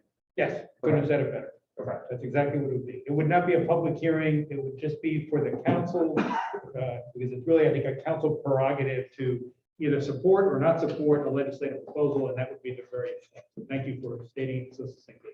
Okay, the motion has passed, and we're therefore on to item 7, which is an update on the status of the research pilot aggregate program for summer flounder and black sea bass.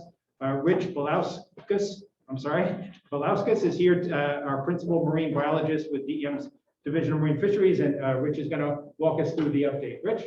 Okay, thank you, Mr. Chair. Just as a refresher, by aggregate, we're referring to the pilot program of allowing participants to land weekly fluke and black sea bass limits as opposed to daily. So this presentation tonight is meant to be more of a refresher for the council to refamiliarize you with the program and discuss some of the initial results. We're not going to dive into all the results of what's happened so far, but mostly, like I said, to familiarize you with the type of information that you will be working with during the upcoming decision-making process that you've got ahead of you. So in the background, May 2018, expanded aggregate opportunities have been proposed for several years. The perceived potential benefits of aggregate programs, safety at sea, reduced fuel costs, reduced discards, lower habitat disruption. And we acknowledge the potential challenges as well, like enforcement, quota management, and potential market price issues. So based on these potential benefits and challenges that are implicit with a program like this, there's a need to sort of weigh and balance the risk and reward of adopting it at large.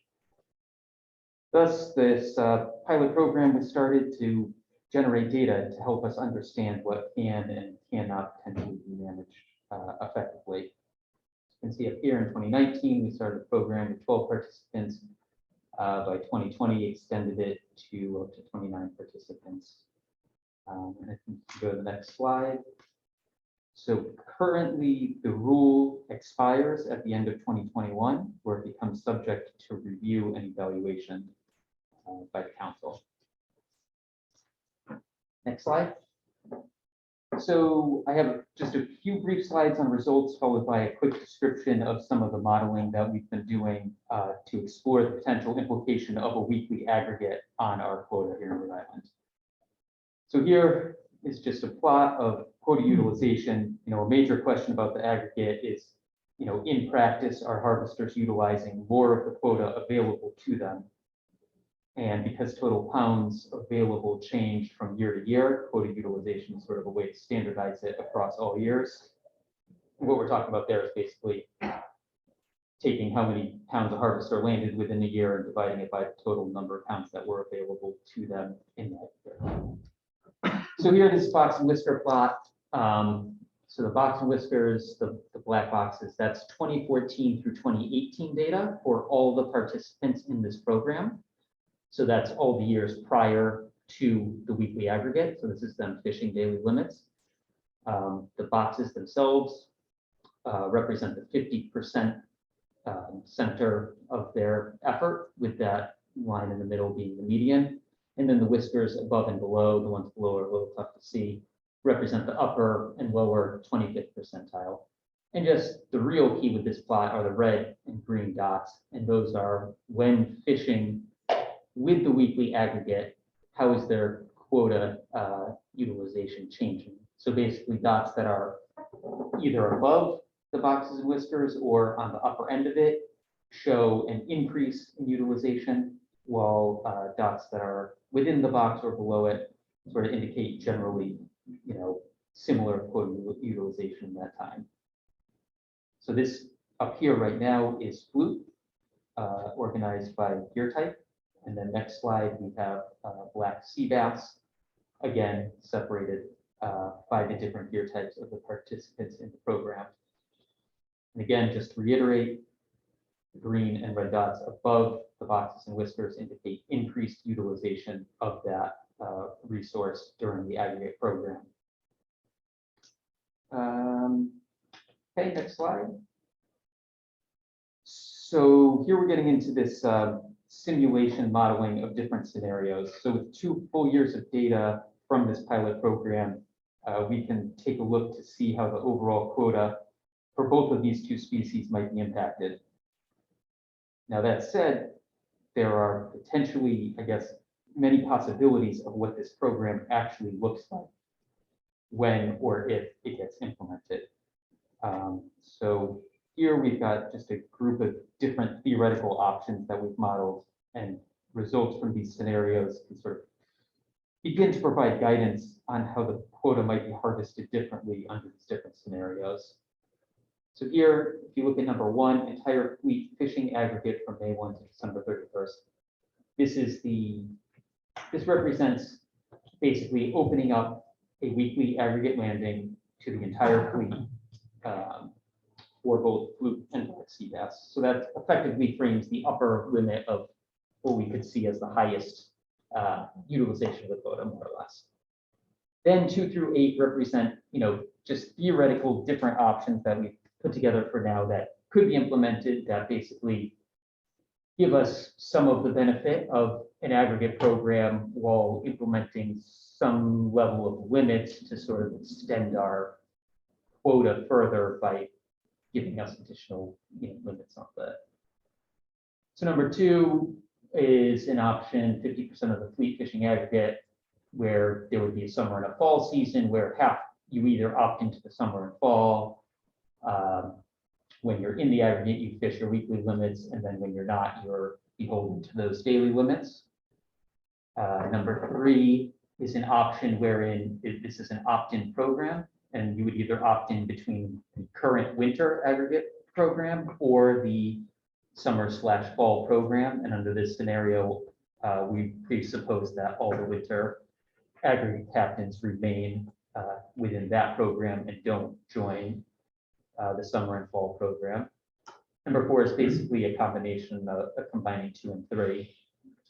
Number 5 is an idea where you basically allow aggregate fishing for the first 2 weeks of each period when it opens up, and then cut it off and go back to daily limits from there on. And then 6 through 8 are just examples of basically limiting what the weekly limit would be. So if it was 100 pounds a day for 7 days, that would be 700 pounds. But under those, if you are fishing opt into the weekly program, you would be reduced in that total weekly limit below what the sum total of the daily was. So this is, there are many, there's effectively an infinite number of scenarios we could look at. This is just a smattering to give you some idea of different ways that this could be looked at moving forward. Next slide. So this is busy. There's a lot going on here, but basically there's ways to visualize when we model this, what this looks like. And here's a quota tracking chart that we use, normally. This is an example of fluke from summer 2014. That green bouncy line is the actual catch that occurred. The little downs you see are either safe harbor corrections or VTR corrections. That's not disappearing fish. And then the rest, the red dashed line is that period allocation. So that was the number of pounds available. And just those other lines are the results of running the simulations of those different scenarios I just went through. And you can see they'll, hit that allocation sooner than it did when fishing under the daily limit. And that's where we get into the sort of idea of risk reward of where we put limits on this, I guess, for lack of a better phrase. And so the data like this can be, any number of scenarios can be run for this, and we can summarize it in all sorts of different plots for you, etc. So this is just one of the mechanisms to look at. And then next slide is the last one. And this is just a table looking at results from those few scenarios that we put together for this meeting. Fluke is the table on the left, black sea bass is on the right. And then for each of those scenarios, we have, like Bryn's tables from before, in anticipation of the mean number of annual days closed in that fishery. So that historic line is how many days were actually closed between, on average, 2014 to 2020. And then for each scenario, we can see, what the best estimate of the mean annual days closed would be. And these are, by no means saying this is what will happen. These are very much simulations with a lot of caveats, but it is a mechanism to think about, what different levels of effort would mean on this. And then the third column in each of these is basically just looking at that same data in a different way. It's what percentage of that historic time that was open would we be getting under these different scenarios. So there in the top left, you can see, with less effort, like the 25% or even 50% quota, you're still maintaining a good deal of those fluke days open. Whereas if you look in the very bottom right, allowing the whole fleet to fish on aggregate for black sea bass is potentially going to limit our seasons quite a bit under these modeling results. So that's what we've got for tonight. Like I said, it's, you know, informational about what's coming down the road on this decision-making process. And I guess I'll turn it over to Connor for additional comment. Yeah, Connor, do you want to dovetail a bit on Rich's?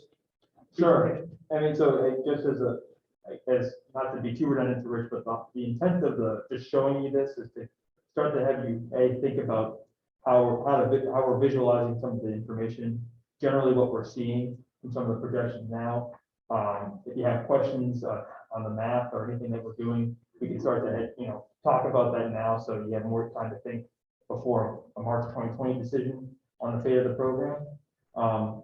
Ultimately, additionally, we in-house have been running various scenarios of what the fate of the program could look like. If the council has other ideas on scenarios that they'd like us to run, we can do that.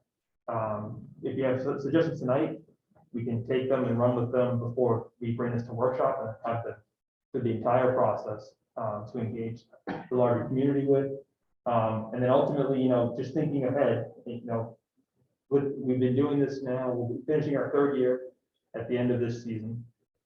And then ultimately, there's a number of different avenues we could go with the program. We could adopt it in some fashion through the scenarios that Rich has presented or other ones. It could be not adopted, it could be extended, it could be expanded as pilot.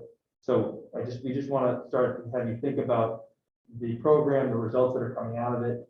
And if you have questions, you can always engage us often and early, so we can help prepare as many scenarios that we think industry and you would like to see how this program could move forward. I guess maybe I'll just add a couple of caveats to this. Ultimately, within those scenarios, there are other requirements for the program. Like you have to have VMS. Right now, I think, Jonathan, correctly, but they're exempt from having needing a fluke exemption certificate. Right now, yes, the pilot captains do not need to have a fluke exemption. That was just to foster participation of model year types. Right, so there's other elements that when thinking about the results and the impact, there are some elements that may have it skewed more towards conservative in terms of what we might perceive or anticipate for participation in this program. So currently, as we've modeled it, this is more of these scenarios are presenting more of the conservative estimate of what we think would be open, but theoretically, depending on the scenarios and then ultimately who wants to have VMS, do the reporting, et cetera, that if that reduces participation, it would result in more days open. So mainly tonight, if you have any questions on scenarios, data, visualization, happy to answer them, but there's no decision needed from the council tonight. Just trying to get people's mind around this earlier, sooner than later. And it also seems to me it's almost like a preview of what would be presented at the workshop coming up. And would 2021 be available by the workshop, or is that likely to be factored in? That is our hope. We'll have to see the timing, because I think the workshops, I think it's the 10th, Rich? Yeah, so once we get December data through, we'll do our best to update it as fast as possible. But that was the idea too. Get 3 years of data to present to the council as opposed to the 2 current. Thank you. Great presentation, Rich. Thanks. Questions from the council, and I'll certainly entertain questions from the audience as well. Let me go to the council first. Any questions to start off? If not, Patrick, did you have a comment or question? Yeah, I participate in this pilot program, and it worked out really well. I mean, I gill net, so the fish come and go, and you went back and you looked at the gill net, how many fish were landed. We really don't get them, with this, it saved me quite a bit of money because I didn't, I didn't have to go target fish. And it wasn't like I was targeting them. Most of the time the fluke and sea bass are really like bycatch fisheries. It's not like it's a big hard-hitting fishery boat. When they come through, if I can catch them, I can catch them, and I don't have to discard all dead. Really, that's what we're looking at, discard, Discard really kill, we're trying to be responsible fishermen, and I think maybe to get the program to keep going, so there's no double dipping, maybe the guys that participate in the winter, I've talked to quite a few of the guys that do it, that they wouldn't be able to do in the summer, because it's not really, and I think what the caveat should be is, we also couldn't use a weekly aggregate in the winter. You see what I'm saying? Like, so if you're in the winter, they should have like the summer, winter, fluke exemption. If you use that in the winter, you can't use it, you can't be participating in the summer, but you also can't go dip in theirs in the winter, you know what I'm saying? Yeah, So that makes any sense, like, 'cause really, like, right now, that means you might have some people give up a food exemption because they could say, all right, I can get my weekly limit all year long. Because it's a weekly limit, so maybe look into that and, I really hope this thing keeps going. Me personally, I'd be even in favor of like, instead of 7 days for the week, maybe count it down to 5, like 75%. The 25% no one will take part in.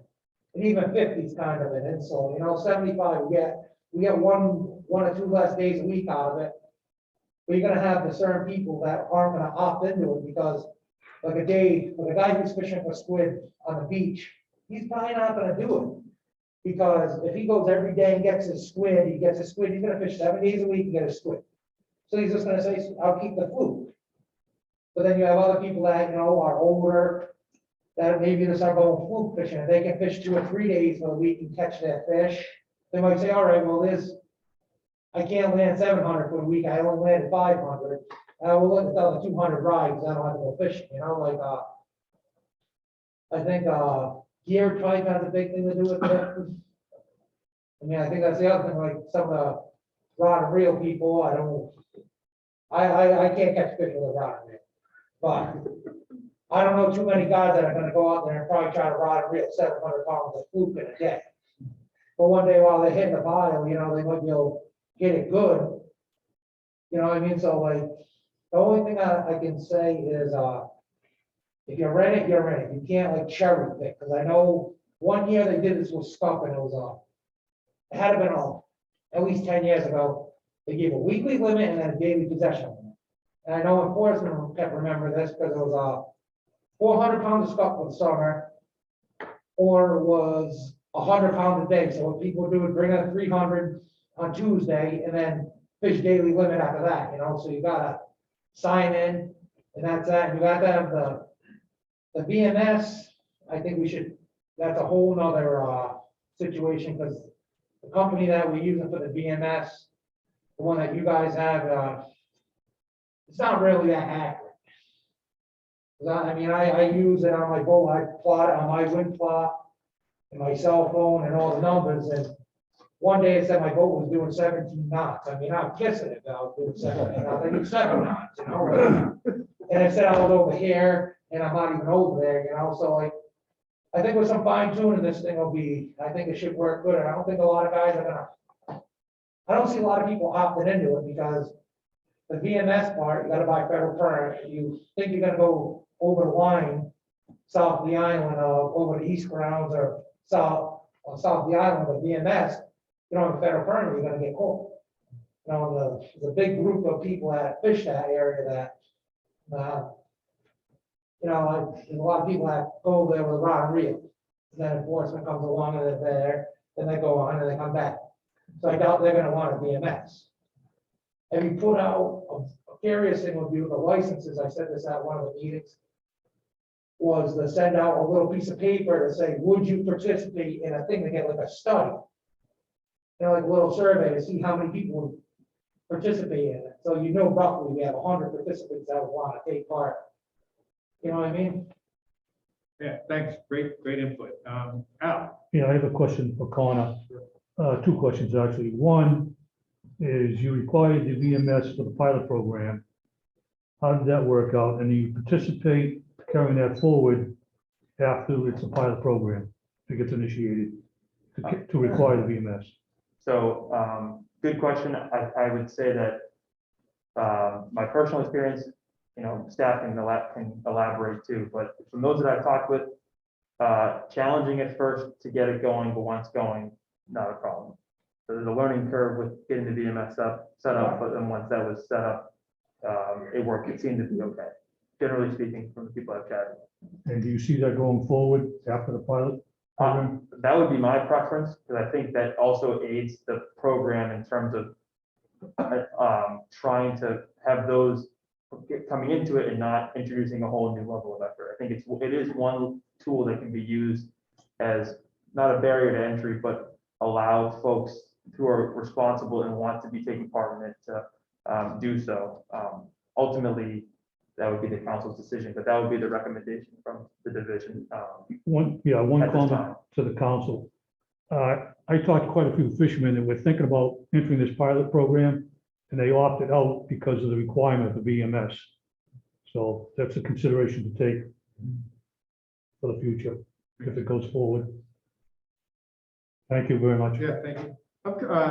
Patrick mentioning discard, were we able to collect any discard data from the participants, or is that still just a guesstimate? Discards in terms of other species, or just the amount of Just in production? general, whether the program had any effect on your discard rate as a participant, is that? Yeah, so I'll say that not necessarily in SAFES, that we're tracking it, but parallel to this, Julie is also leading an interview study with the participants to try and solicit some of that data, not just the perceptions on changes in discards, but also how does it affect your business, things that maybe not are directly available from SAFES, but kind of a structured interview process that allows for extracting that information. So the council can then, or others can have a sense of, from the participants, what's the range of benefits that they saw for their business or for the stock. Awesome. Thank you. Mr. Chair, you do have one hand on the Zoom. Great. Can you unmute them and identify them, please? David Borden, go ahead. Hi, David. David, you're on.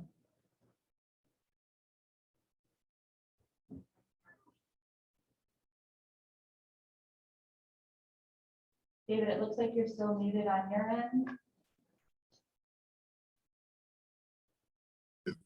Okay, can you hear me now? Yes, we can. Welcome. Okay, so thank you very much. A lot of good points have been made. I'll make this brief. I was one of the participants in the program. I would echo Patrick's comments. I think it makes a lot of sense particularly in terms of the ability to reduce discards and convert discards to landings. I just point out to everybody that the commercial quota on black sea bass gets reduced by 32% in the formulation, and that's a coast-wide reduction because of discards. And to the extent that we can convert discards to landings, it'll benefit everybody in the fleet.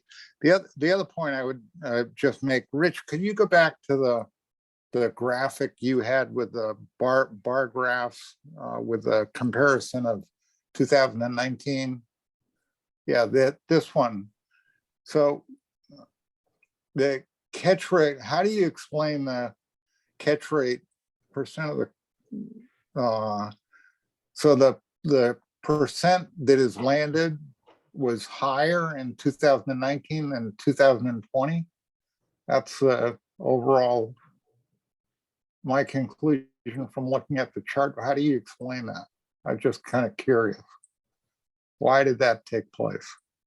I mean, that's a pretty broad generalization. At the rod and reel and trawler, we see greater landings in 2020. There's so many covariates between COVID and species movements and other things that I don't know that I would draw any true conclusions between differences between 2019 and 2020.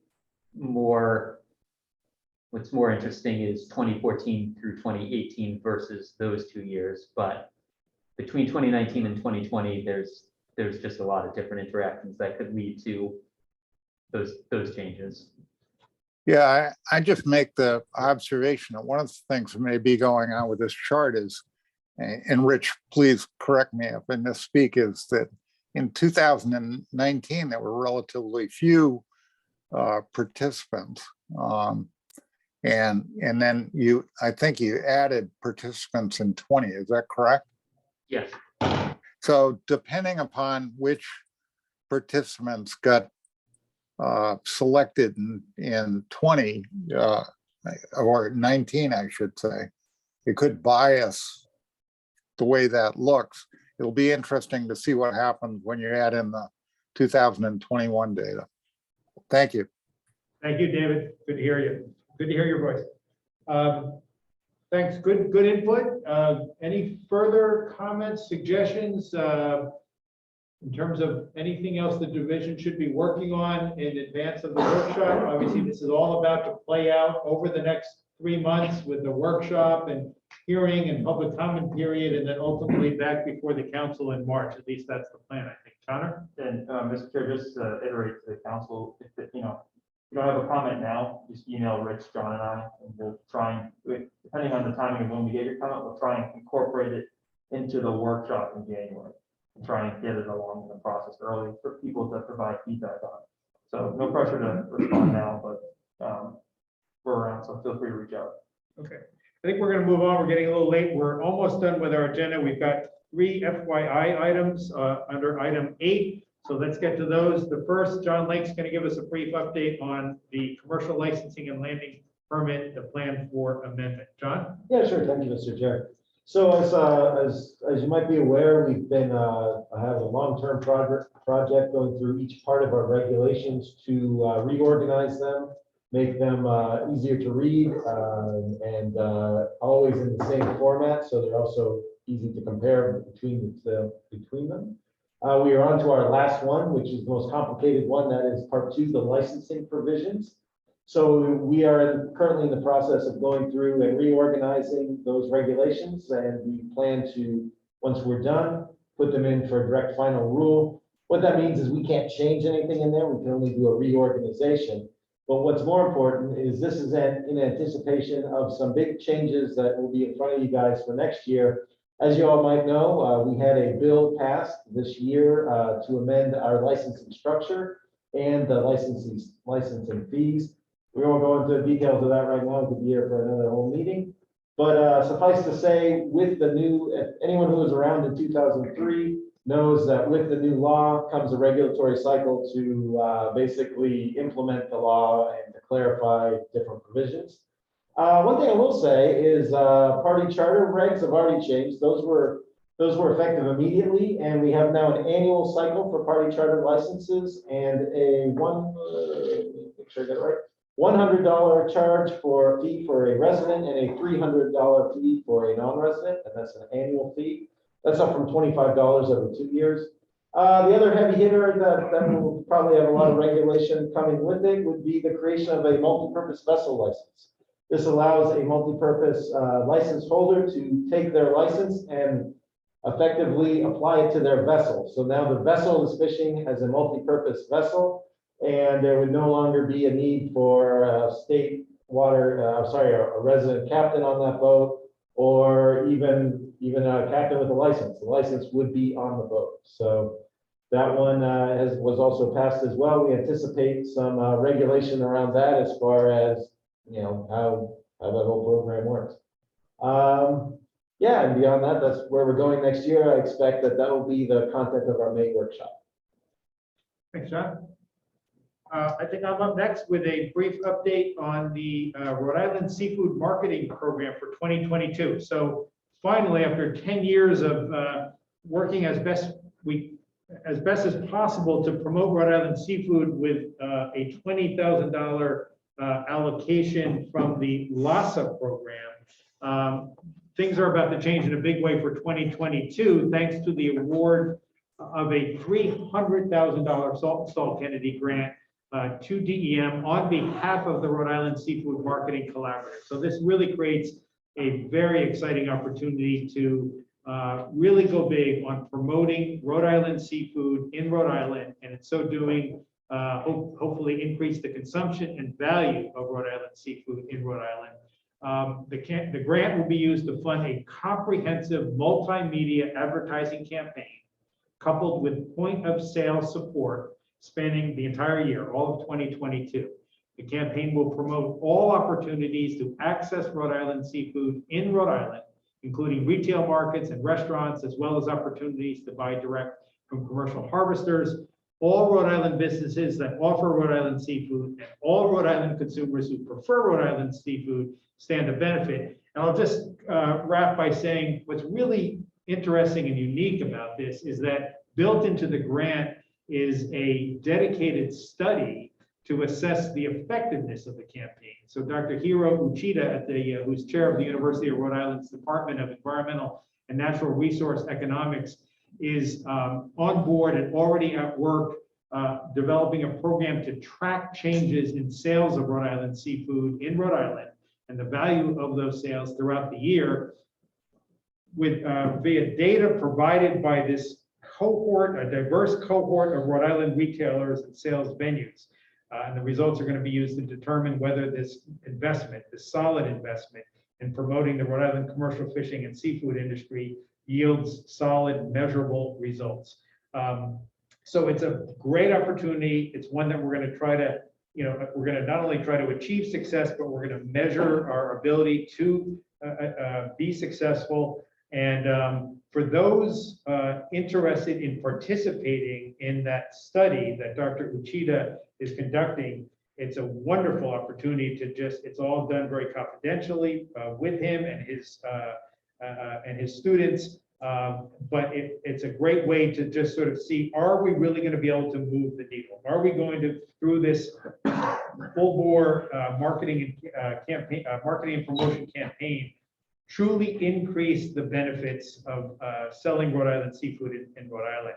So if anyone's interested in participating, I know Dr. Uchida is looking for participants, and he has a standalone way to contact him. It's riseafoodstudy@uri.edu. I can certainly provide that to anybody who wants to contact me. But stay tuned and get engaged.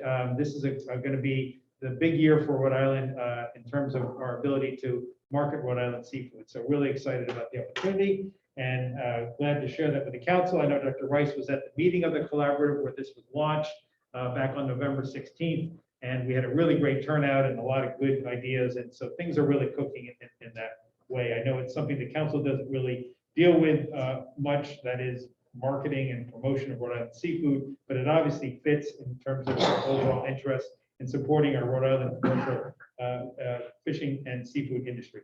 So with that, I will turn it over to Connor for our last update regarding the next regulatory cycle.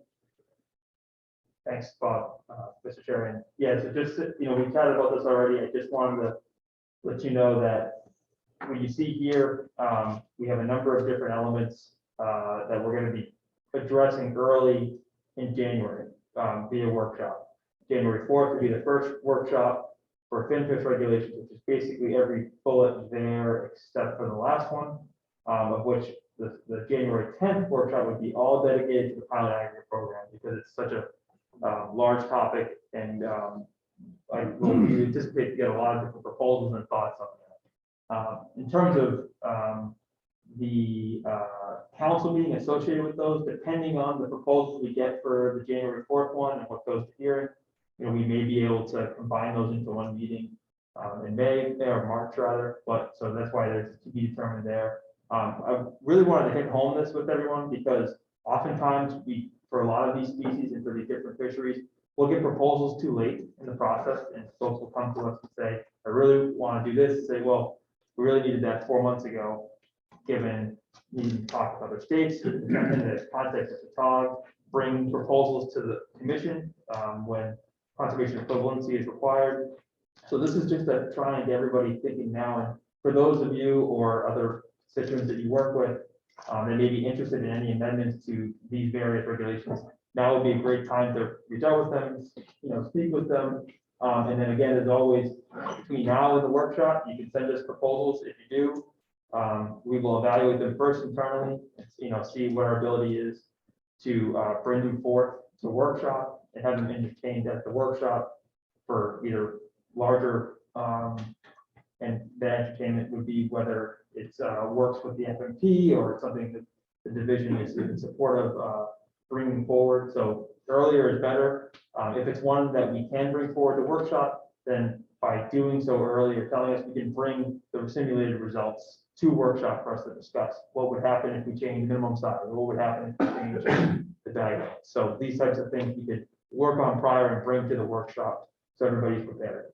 So again, FYI, I know it's been a long night, but I just wanted to let you know what's coming down the pipe. And for those of you interested, or know people who've been asking you, when are we gonna talk about this? When are we gonna talk about this? Here we are, January 4th and January 10th. Thanks. Any questions for Connor? Yeah, Al? Can I have a question for John, please? Sure. One question, quick question, John. You said you were gonna take the multi-purpose license and attach it to the vessel. How does that affect the owner operator law for the lobster fishery in the state of Rhode Island? So I would say that that law would probably be the more restrictive rule and still require that on there. However, you know, we can look into it, but that is a statute, so I think that would be more restrictive. Yeah, that's been on the books for years, and it's very, very important to the lobster fishery, the owner operator, so I'd hate to see that change. Sure. So I was sort of didn't quite understand how you said the multi-purpose license when it was gonna go from the individual to the vessel. That would include a lobster fishery, you have a multi-purpose license with truck allocation. So, and that's where, so the law just creates the license, and that's where the regulatory cycle comes in to basically kind of hem in the law, say, like, for example, do we want to limit participation? Do we want to limit species landed or other things? One thing certainly would be discussion of what species can be allowed, lobster being a certain consideration. So that is a statute though, so I would think that the owner operator would still be more restrictive. In those cases, the more restrictive kicks in. That could also be a complementary regulation that would say that, you know, this does not apply to certain types of fishing for lobster. So that couldn't be a loophole for someone to have someone other than an owner operator on a lobster boat with that new regulation. So yeah, I mean, that would be up for consideration. But once again, the owner operator is in statute, so I think there's still some protection there. So. Okay, thanks a lot, John. Thank you. About 10 seconds? Yeah, let's go, John, about the boat operating the boat. So does that mean multiple people can own multiple state boats? If they're licensed in a vessel, can I buy like 20 state vessels if I want? So once again, it just established, the license has been established. We're going to be working on the rules around it. But the intent of the license is to, if you are a multi-purpose vessel holder, multi-purpose license holder, and you have your multi-purpose vessel, you have a vessel, you can take your license, basically put it on the vessel, so you don't have the multi-purpose license anymore. It's on your vessel.